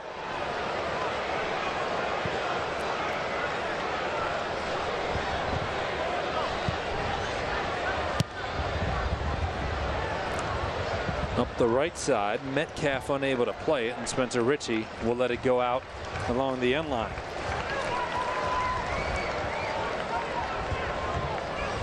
A little bit of a shove there. Yeah, Justin felt the pressure. Not sure if there was enough there for a free kick, but there's definitely pressure on the ball, and Justin felt it, so went down. Gallagher felt as though maybe there was a little bit of embellishment there from Justin Hoyt. Definitely.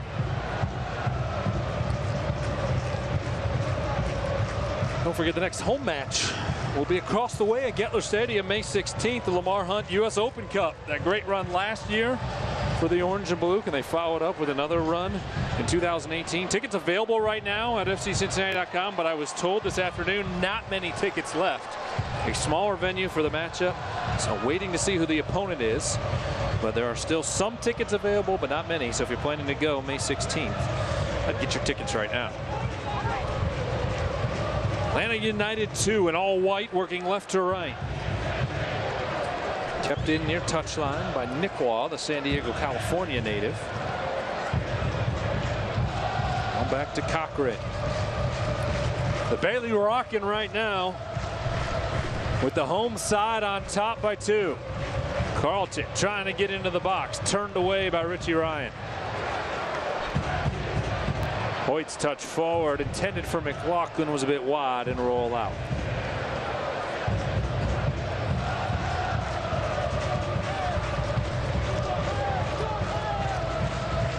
Four goals in a match ties the franchise record of 4. Of course, GB had 4 all by himself last year. Remember that game against St. Louis. It's not the only time that FC Cincinnati has scored 4. They scored 4 in Toronto last season as well. So, if they can get another one tonight, a new club record would be had.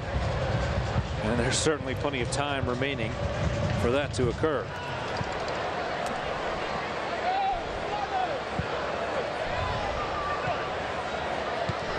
Richie Ryan working on the back end of the diamond to McLaughlin, and Jimmy loses the touch off his foot right in front of his own bench.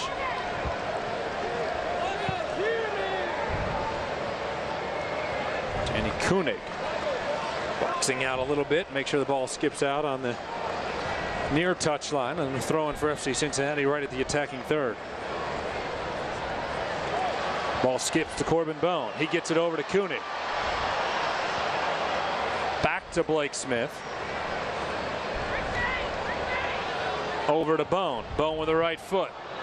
Trying to get it to Koenig, headed away.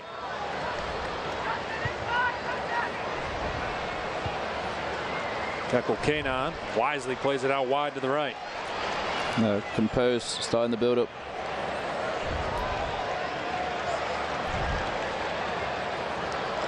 Desma trying to work it down the right side. Comes off the foot of Cochran. FC Cincinnati will throw it in the final third.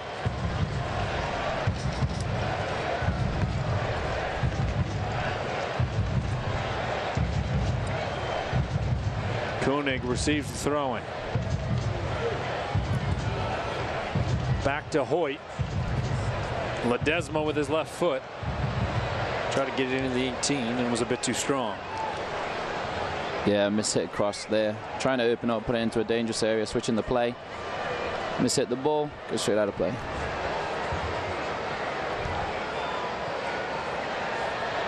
Pressure coming. Koenig will keep it alive along the end line. Corbin Bone, we talked about it early, that press.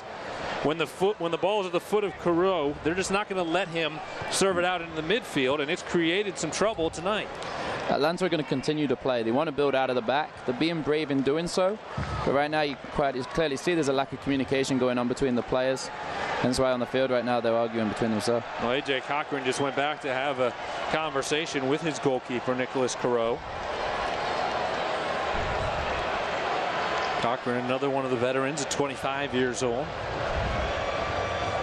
A bit of a correction. I said earlier that Atlanta United of Major League Soccer did not have an affiliated USL club last year. Charleston, of course, was their affiliated club. Romario Williams bounced between Charleston and Atlanta and has had a fantastic career. So Charleston was the affiliate of Atlanta as they built their Major League Soccer side, and then discontinued that relationship because they brought on Atlanta United 2, who actually plays just outside of downtown Atlanta. Play in Lawrenceville, Georgia. That's where the next meeting between these two clubs will take place on Wednesday, August 22nd. So they won't see each other again for a while.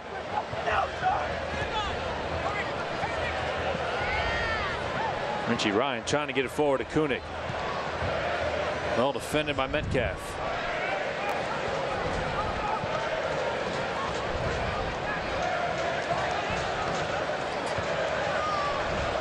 So we saw Scott Donnelly use his first substitution of the match. Alan Koch has yet to go to his bench, but his subs are stretching and getting loose. At this point, do you think there are any changes that he needs to make?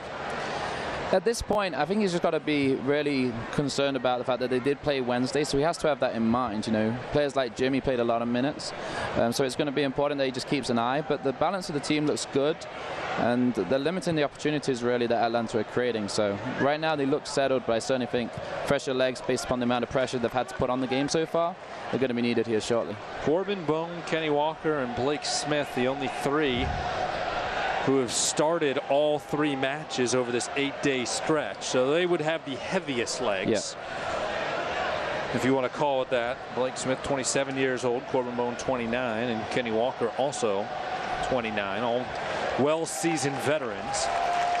Everybody else was rotated at some point, and Forrest Lasso. Yep. The youngster, I'm not worried about Forrest Lasso. Forrest Lasso's 24 years old. He should be fine, right? Well, you've seen the amount of pressure that the front 3 in particular, looking at Ledesma, Danny, and Jimmy, are having to do. It's a lot of work. So you notice a lot of our teams do change those attacking players as the game goes on, but they've been able to force a lot of mistakes and take advantage of goals. Emery Welshman is working the most right now, down to our left, so we'll keep an eye on him. He's somebody who could come in for Danny Koenig, possibly change things up. Koenig knocked down there, and the foul is called. The one thing that is certain in the game, though, is that Atlanta have got to push the tempo now. They really have to try and get in the game. We're about to hit that 60-minute mark.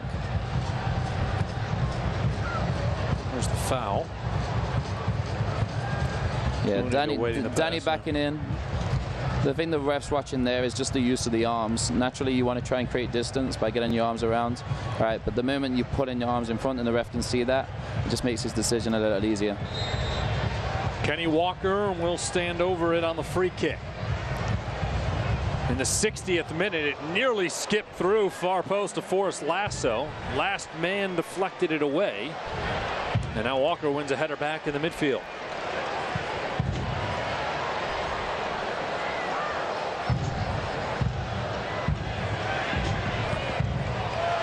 Nice ball from Blake Smith to Jimmy McLaughlin. He'll give it right back.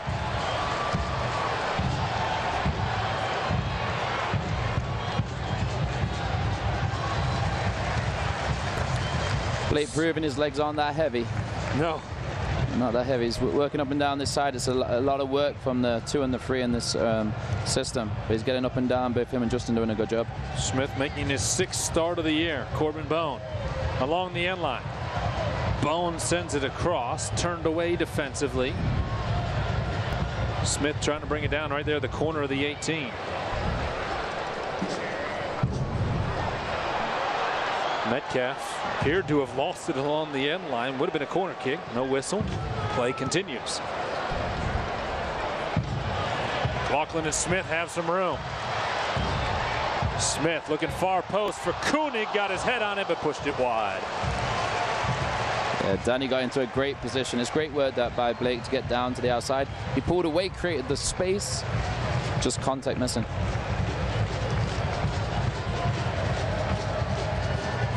As we see Blake get into the byline, crossing it to the back post where Danny wanted to be.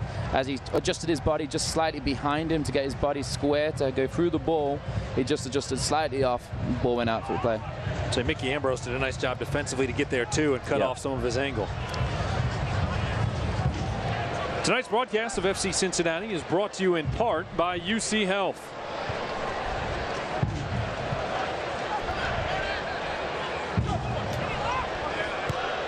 Nicola on the midfield sends it in front of his own bench. Nobody home.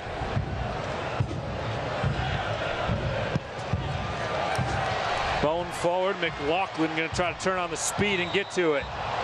Got tied up with A.J. Cochran and gave him a bit of a yank. Pulled him down. Called for the foul. Yeah, but before the game, I spoke about the keys to the game, and I really thought Jimmy was a big part of that for FC.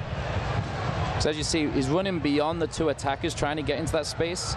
defender gets his body in really well, and obviously the use of the arms is the reason why the free kick was drawn. Makes it an easy whistle. Emery Welshman's getting his kit top on.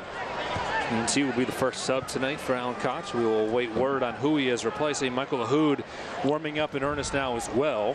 I thought Lahoud in his FC Cincinnati debut played really well on Wednesday night. Very tidy, very tidy. He's able to cover a lot of ground defensively and in possession. He's very brave, gets on it and doesn't lose it that much. Tough preseason for Lahoud. Under contract with Miami FC. He was down there training with those guys, but they had no preseason matches. They had no regular season matches, obviously, with the NASL taking the year off. And he told me that he couldn't wait to be here and get the opportunity to play in a match. Had to get match fit. Started and played really well at Indy, and I thought got better as that match went along. Seems like a player that would suit the system really well. This narrow diamond, there's a lot of central players in there. And with him being one and understanding how to build possession, he certainly looks like someone who'd fit well. Welshman's going to come on and replace Manu Ledesma. So that means Welshman and Koenig will be playing up top in this 4-4-2 formation. Ledesma certainly had an active night thus far with 2 goals and an assist.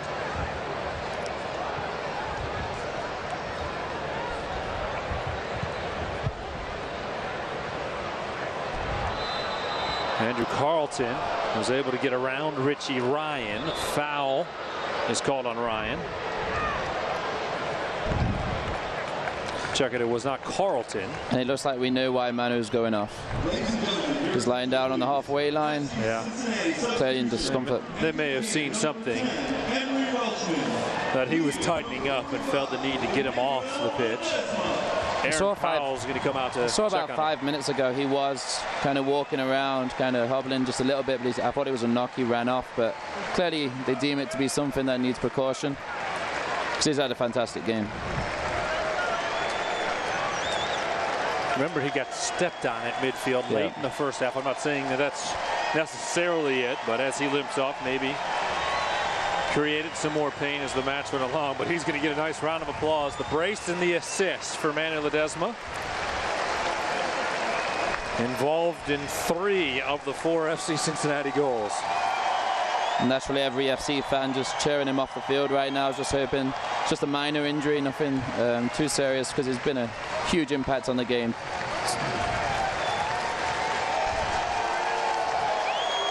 The good news for the home lads, they're going to be off tomorrow. Maybe Monday as well. Don't play again until next Saturday at Charlotte. So Emery Welshman comes on. See a big hug there from Alan Koch as Ledesma checks out, and Welshman certainly capable. 398 minutes this year. This is his 8th appearance. He has a goal and assist as well. In the meantime, play resumes. The free kick comes flying inside the 18. It is knocked away from the intended target, who was Cochran. Carlton will come over to take a corner kick. Corner kick will be brought to you by the Levy Law offices.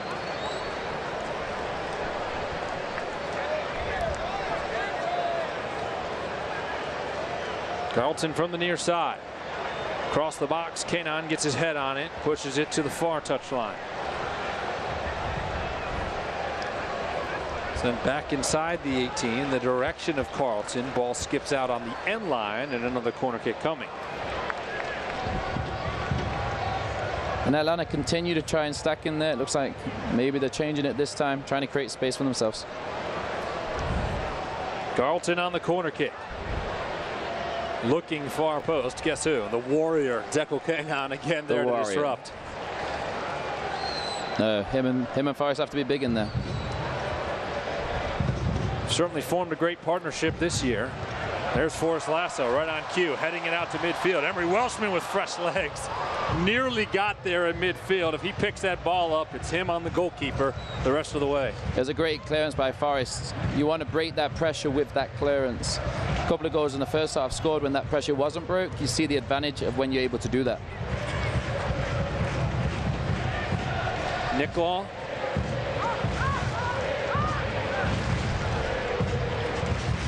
To the foot of Metcalf. 67th minute here in the Queen City. The orange and blue leading 4-2.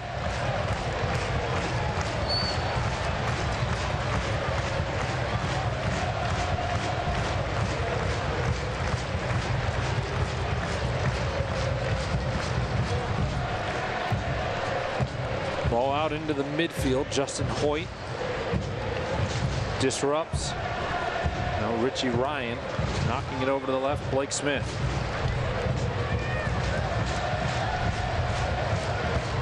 Michael LaHood has his jersey top on now, so he'll be sub number 2 for Alan Koch here momentarily. Hoyt with some room to work on the right. Back to the middle. Corbin Bone. His touch a bit heavy. Kanon able to recover in the midfield. Back to Bone. Bone into the middle. Koenig a shot. Perot makes the save.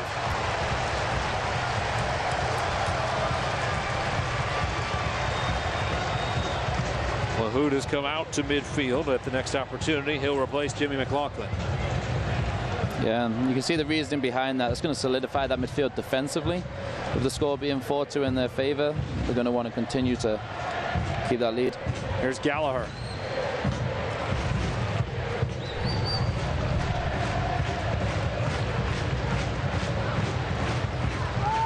Misfired ball over to the near touchline, but Atlanta able to keep it alive with Nick Law.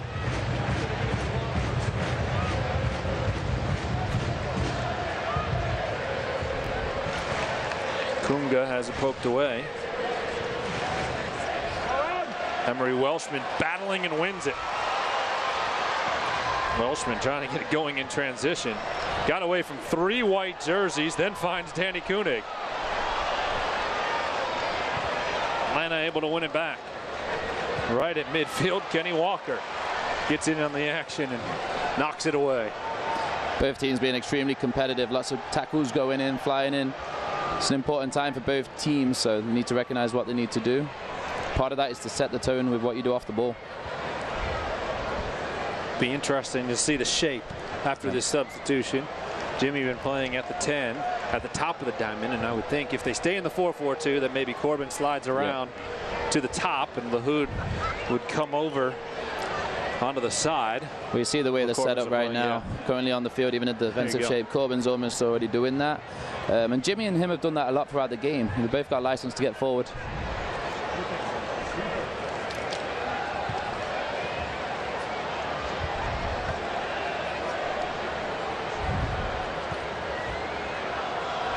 Gallagher forward, left to right in white. Onto the attacking third. Gallagher inside the 18, trying to find his second of the night. Gallagher, and at the last moment, Richie Ryan slides in to stop his run. Ryan got a piece of it, and a corner kick coming for Atlanta with 20 minutes plus stoppage time remaining here at Nippert Stadium. Carlton will take the corner kick. LaHood still awaiting the opportunity to check in. Carlton from the far side. Across the box, headed towards the goal, but wide. And no trouble there for Spencer Ritchie. Now we will get the substitution. Jimmy McLaughlin, 70 minutes in the books, will head to the bench. And Michael LaHood will appear for the 2nd time this season. First time he comes in as a sub. Yeah, Jimmy's got through a lot of work today. Defensively, you look at the front 2 and how they put pressure, but everyone has to go with them. Jimmy, Corbin, Kenny backing them up with that pressure, causing turnovers, a lot of good work.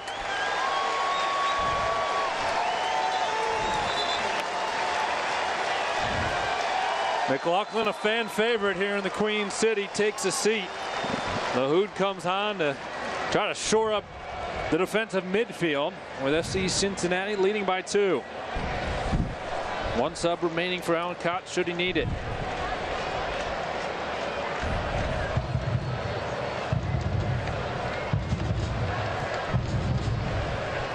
Five goals in the first half. We've seen just 1 since the teams came out of the dressing room.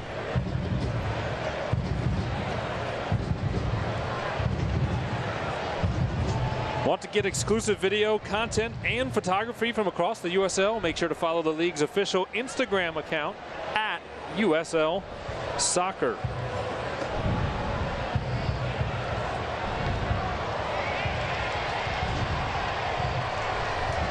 Danny Koenig asking for an explanation over on the far side. He was asking.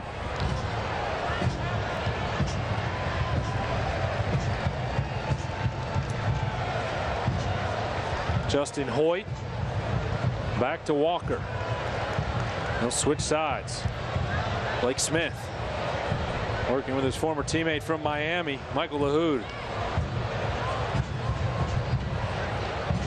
3 guys who signed from Miami FC on the pitch right now for Alan Koch. Yeah. Michael LaHood actually knows a lot of guys on this FC Cincinnati roster, and said his first training session he felt great out there. Yeah. Corbin Bone to LaHood. LaHood tried to thread the needle and find Emery Welshman and nearly did. Yeah, it was the right idea. Right idea, well cut out by the Atlanta defense.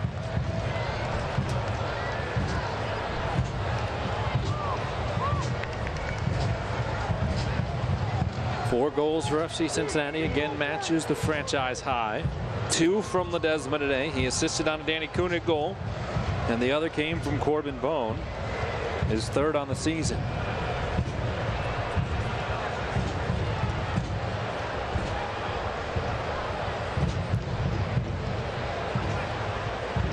Ten goals in 8 days for the orange and blue, as their offense has come together in a big way ever since the second half of the Pittsburgh match 2 weeks ago tonight. Bone and Koenig, some pressure in the midfield, and Atlanta trying to find their way to some offensive opportunities, trailing by a pair. Carlton does well to keep it alive. It's a great touch.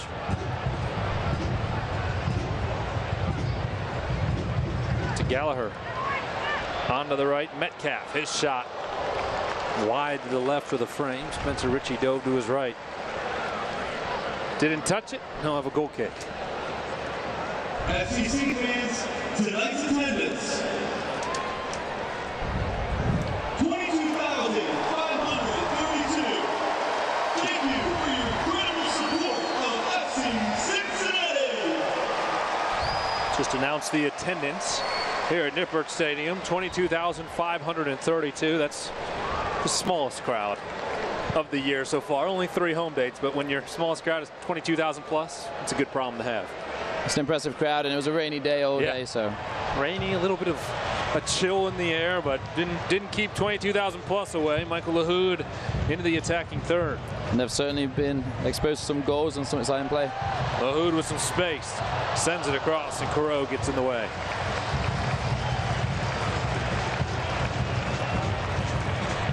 Corot with a massive boot down the pitch.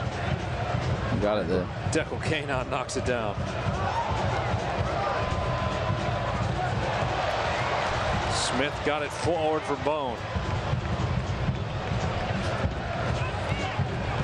Orange and blue showing some patience here. Bone didn't like the look he had at maybe getting it to Emery Welshman, so he pulled it back.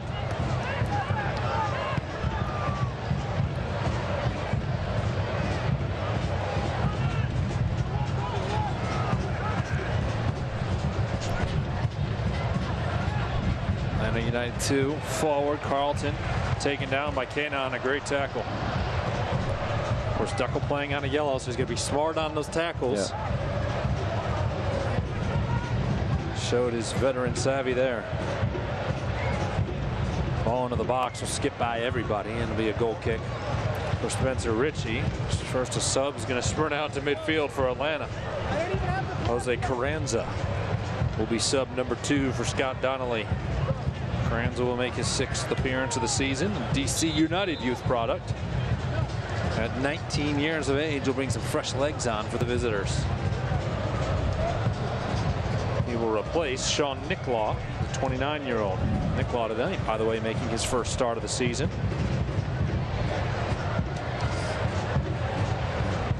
And he will hurry off the pitch. Be interesting to see if they change their shape in any way or change personnel, because they need 2 goals here, obviously, to get back in this game.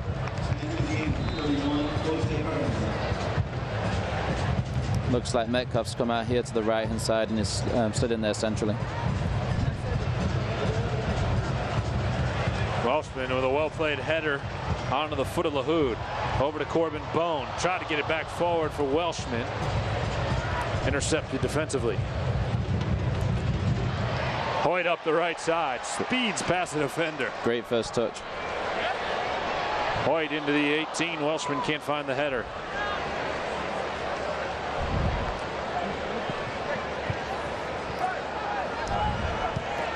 Walker, the veteran, will pull it down in the midfield. On to the right, and the captain, Kanon. 78th minute, Nippert Stadium. Tom Gledder alongside Ryan Hanbury. As FC Cincinnati on top 4-2.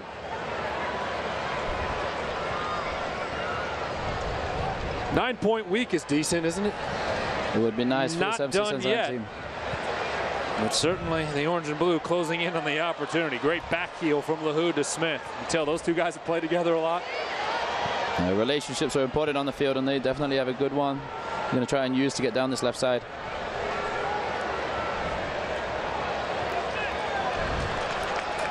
For a moment there was the Miami trio. Yeah. Just knocking it around.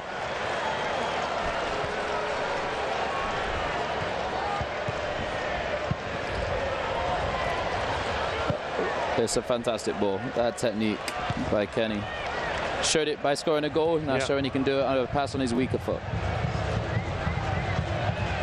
Hoyt at midfield, forward for Walker. Now to Hoyt. Over to the left, LaHood.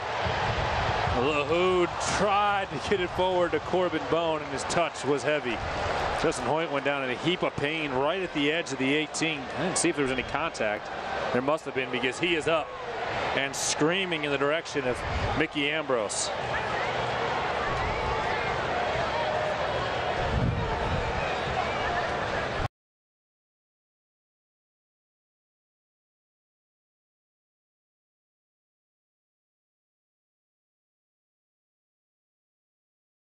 Not and run away. Appears to be okay. That's the good news. An experienced player trying to be smart in a pivotal time of the game, but he was certainly frustrated about something that happened. Now Mickey Ambrose will get a conversation with Guido.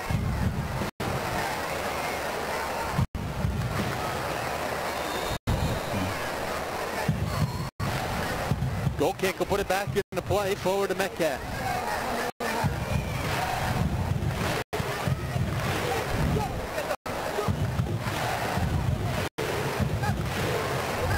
Gallagher poked away from Carranza. Scott Donnelly has decided on his third sub, and that will be Devin Sandoval. Forward, and certainly an offensive substitution. Yeah.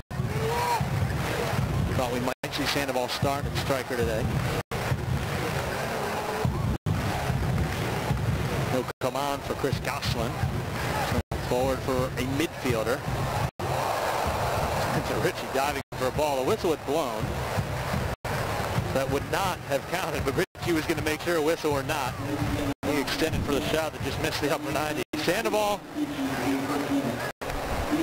a product of Albuquerque, New Mexico, attended the University of New Mexico, 26 years old. Last year played San Francisco Deltas, 28 appearances and 4 goals. Of course, the Deltas, NASL Fall Champions. Just take a look at the rip for good measure. As he put inside, he fancied himself from that distance. Killed and struck it beautifully, and half the crowd didn't even know the whistle had gone. We thought it's a troublesome shot.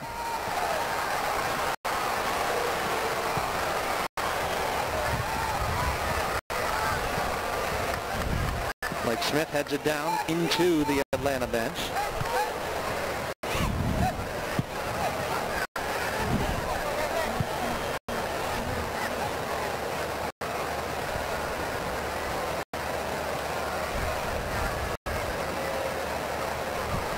Atlanta United 2, back to the attacking third. Sandoval gets a touch immediately after coming onto the pitch. He'll push it back, and Atlanta will show some patience. Trailing by 2. Clock running, they're going to have to hurry up. Kunga into the 18, across the middle, cleared away by Lasso. Dominating in the box by Lasso. All second half has been the same. Whenever the ball's been in there, he's gone and met it. Got the ball out of pressure. Carlton, the youngster. Onto the foot of Kunga.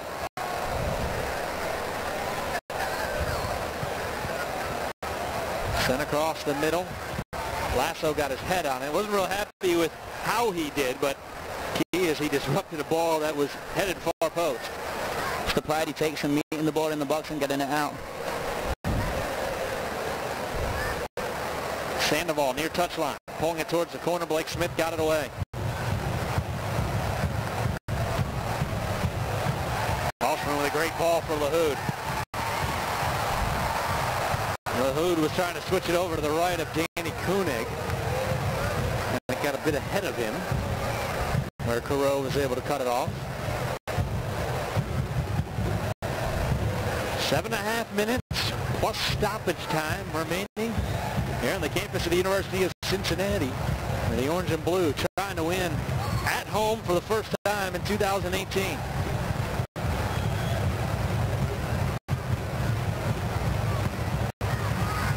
Smith intercepts the pass. LaHood.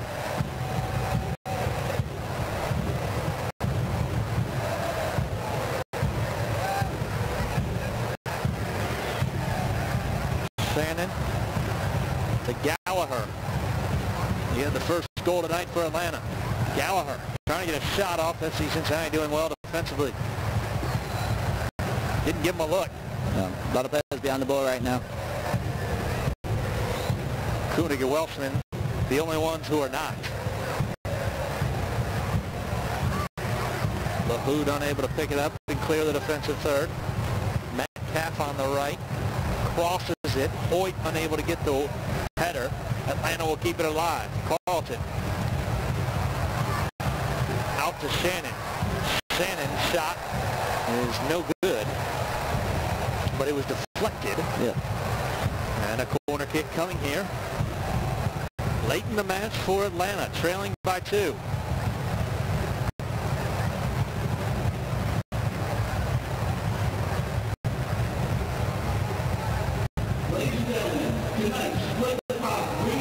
Carlton will take it from the far side to the right of Spencer Ritchie. Again, that tight, compact formation right around the spot.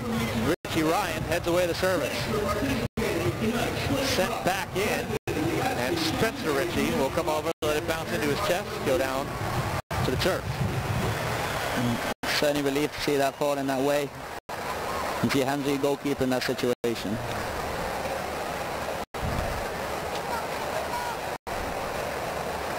Ritchie will allow a few more seconds to tick off the clock. And he slips as he puts his right foot into it and sends it out into the midfield.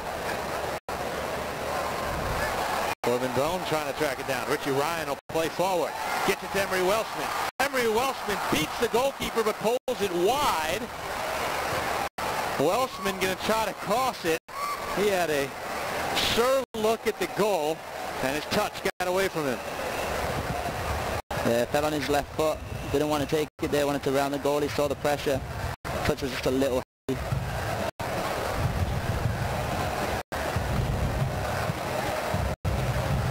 LaHood to Welshman. Unable to get it to Koenig. Danny Koenig is taken down. Foul was called. And a good spot here for FC Cincinnati to try to set something up and put this one away. And that's been a battle all night. Cochran, the centre-back, big strong player, and so is Koenig. They've gone up against it all night. It's been a good battle to watch because they're both not giving in, but this is a situation now for FC Cincinnati to take advantage. Probably where we would have seen Manuel Ledesma take it. Of course, he was the first sub out today, but Kenny Walker certainly can find it from the spot. In case you missed it last Saturday, proved it from about 8 or 9 yards further than where he is right now. Not short of quality, that's for sure. Center backs won't play forward on this ball. Walker might try to hook it in on his own. Kenny Walker with his right foot, trying to score for the 4th match in a row, unable to do so. It's going to go to Koenig. Far side. Danny unable to do anything with it. Walker comes forward to win it back. Great play. Bone was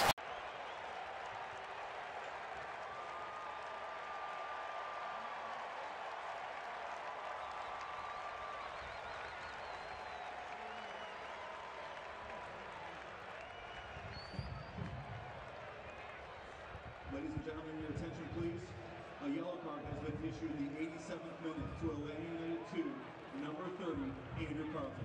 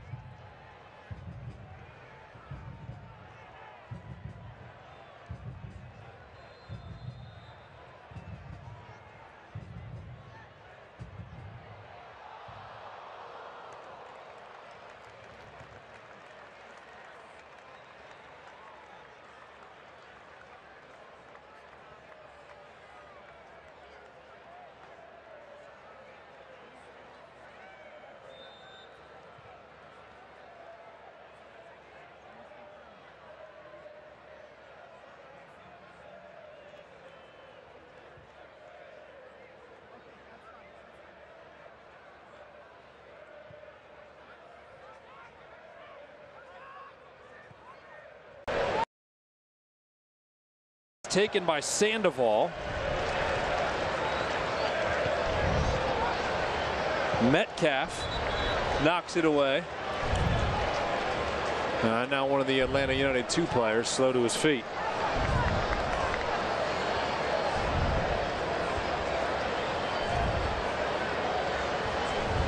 Apologize to everybody tuning in as we lost audio there for a few moments. Here's everything's back up and running now. FC Cincinnati on top in the 89th minute, 4-2. We saw 5 goals between these two clubs in the first 45 minutes.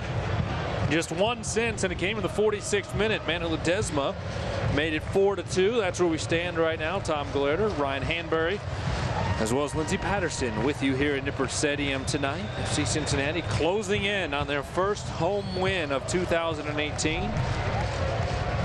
Medical attention being paid right now to John Gallagher, just outside of the 18.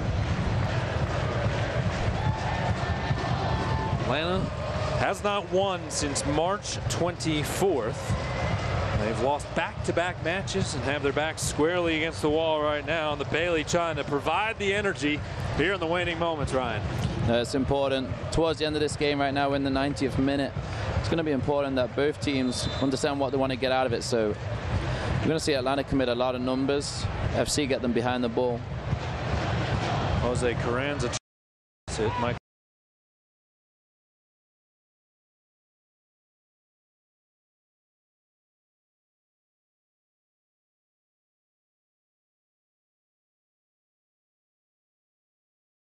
Danny Koenig. Koenig was knocked down by Carlton. Andrew. Second yellow card here. Guido Gonzalez has called him over. Danny Koenig is not happy. A little bit of pushing and shoving. Richie Ryan trying to keep the peace.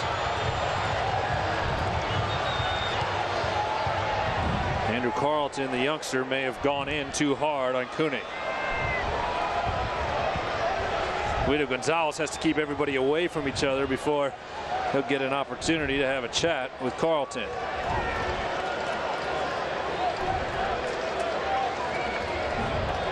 Here's a look at the tackle. Got Donnelly not happy, barking at Guido Gonzalez. I think Guido's going to let him play. I'm okay with it too. I thought it was a hard tackle, but I don't think it was deserving of a second yellow. No, I certainly think it was the same thing again. It was just frustration trying to win the ball back. It's a young player learning how to play the game. Does a lot of good things in possession. Frustration can get the better of you. I think he's made a wide decision with Edson. Believe it or not, I just agreed with Guido Gonzalez Jr. First time for everything, my friend. Certainly. Forrest Lasso will put it back into play after the foul. We are on to stoppage time. 3 minutes of stoppage time here at Nippert Stadium. 4. So it's changed to 4.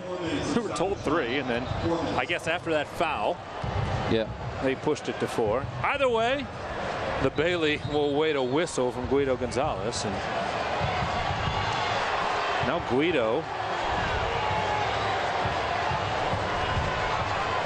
is arguing with one of the Atlanta players sitting to the bench. He must have drawn blood. Yeah. Yeah, that's Didn't exactly see a the cause. case. Must be blood. He did not want to come off. That is Jack Metcalf, obviously. Don't want to be down by a minute, but Metcalf, the captain, knows you have blood streaming down the side of your face. Yeah. You got to come out. At least let the training staff attend to you. Exactly what will take place right now.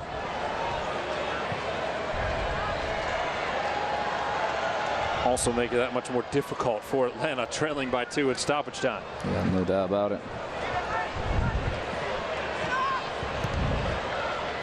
Ryan knocks it into the middle. FC Cincinnati will be content letting the clock roll at this point. Yeah, they're not committing numbers forward now. They're relying on those front two to get hold. But the midfield, as you see, have been very solid, moving with the ball every single time. Gallagher on the right. Carlton will have it taken off his foot. Corbin Bone will give it to Emery Welshman. Welshman one-on-one. Good tackle there. Cochran came in to break it up. It had to be perfectly timed. It's a good tackle. Sandoval's run disrupted by Lasso. Lasso's had a really impressive second half, as a Mr. Thing. Emery Welshman put his arm into the back of Jack Metcalf and is called for the foul.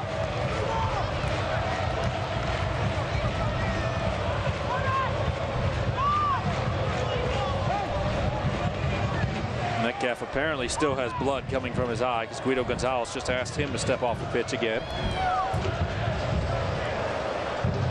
And you can see it clear as day right there. No, it looks like a nasty cut on his eye there. Didn't see when it happened. No. Obviously in the last few minutes. 4 minutes of stoppage time winding down. The ball into the box. Well played by Spencer Ritchie. He'll fall down and let that clock continue to roll. And Guido Gonzalez blows the whistle for the first time in 2018. They are dancing in the Bailey tonight at Nippert Stadium.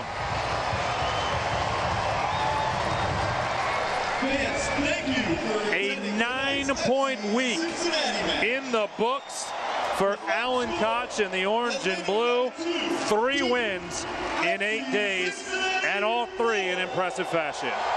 No, it's a big result coming out here tonight in front of your home crowd. They knew they hadn't won here. They knew they were confident, but you still had to come out here and do the business. Atlanta worked extremely hard, but they came out here. They took advantage of their opportunities, 4 big goals. 3 of the 4 FC Cincinnati goals came in the first half, 1 very early in the second half. And tonight's moment of the match is presented by Toyota. Let's go places and let's make it momentum. Moments of the match with huge momentum attached, thanks to Emmanuel Ledesma. Yeah, and that was the second goal. It really, really did separate the 2 teams. His quality all day was the difference in between the game, really. You saw the goals he scored, the goals he created, and when he went off, the creative side went, but he was a huge impact on the game. Ledesma, 2 goals and an assist tonight here at home, and FC Cincinnati a 4-2 victory thanks to Ledesma. He came out maybe cramping up a little bit, didn't appear to be anything serious, but a solid effort from the native of Argentina. So the celebration continues in the Bailey, and FC Cincinnati a 4-goal night here at home. We'll talk more about it when we return and hear from Alan Koch. All of that is coming your way next. Again, the final score, FC Cincinnati 4, Atlanta United 2. This is FC Cincinnati Soccer.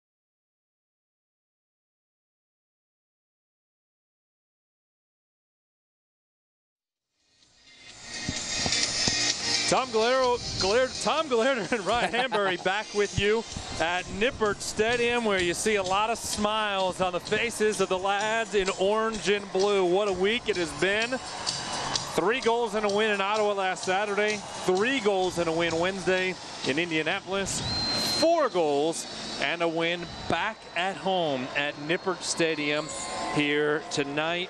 I'd imagine there's a big smile on the face of Alan Koch. Let's find out and go downstairs to Lindsey Patterson. Yeah, Coach Koch, big smile on his face right now, but I know he's going to say there's still more work to do. 3 wins, 9 points. I don't think you could have scripted this week any better, but can you put it into words? Yeah, it's been an amazing week. Obviously, it shows what character we have in the group. It shows the depth that we have. It also shows the talent that we have. We speak to guys every day. We want to play exciting soccer, and tonight was exciting. A little scary from a coaching perspective, to be honest. We want to come out and score goals, but obviously minimize the opportunities for the other team. But if you'd say we get 9 points from these last 3 games, I don't know if I would have believed you. So it's awesome. I'm very, very proud of the group. But this is not the end. This is obviously just the beginning. Most importantly, though, is tomorrow's the Flying Pig, isn't it? What time are you going to run in the Flying Pig tomorrow? A little early, Coach. Sounds good. Thank you, guys. Thanks, Coach. All right, Lindsey is running tomorrow, so best of luck to Lindsey. Alan certainly can celebrate the success this week, and he will go and applaud the fans who came out tonight. It's time for our Toyota post-match highlights. Do you think we have many? Let's take a look. Plenty of highlights tonight. And it all started with Manu Ledesma setting up Danny Koenig. Yeah, Danny Koenig supporting the play, getting in a good position to score. Manu treating him to a goal.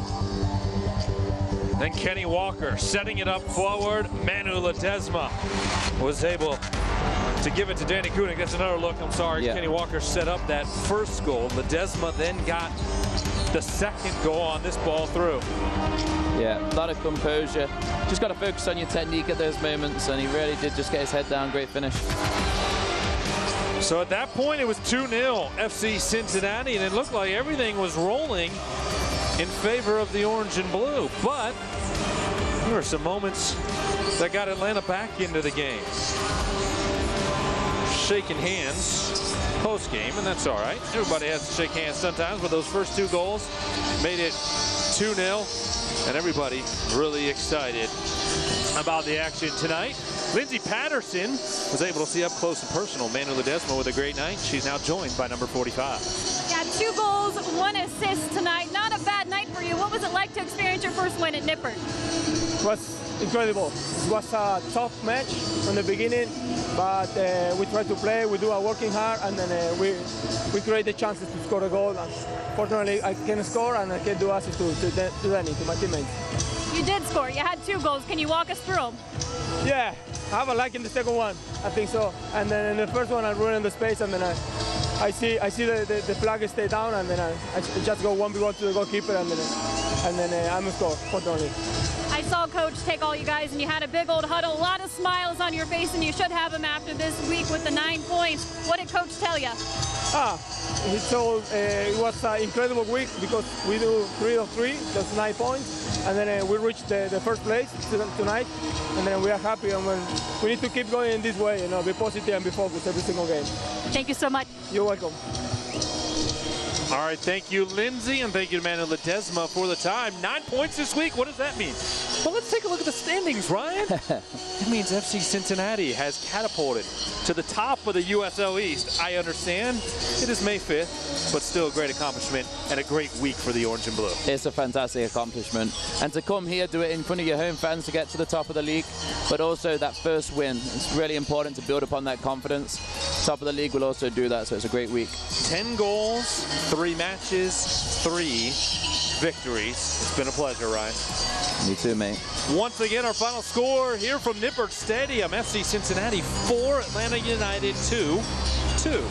Our next broadcast of USL Soccer on WSTR comes your way Saturday, May 12th, when FC Cincinnati faces Charlotte Independence at 7:30. Our next home match is Wednesday, May 16th, when the Orange and Blue will open up play at Gettler Stadium in the Lamar Hunt Cup. For my broadcast partner, Ryan Hambury, and our producer, David Ashbrook, as well as our sideline reporter, Lindsey Patterson, I'm Tom Gallardo saying goodnight, and thanks for tuning in. This copyrighted telecast of the United Soccer League may not be retransmitted, rebroadcast, or reproduced without the express written consent of the United Soccer League.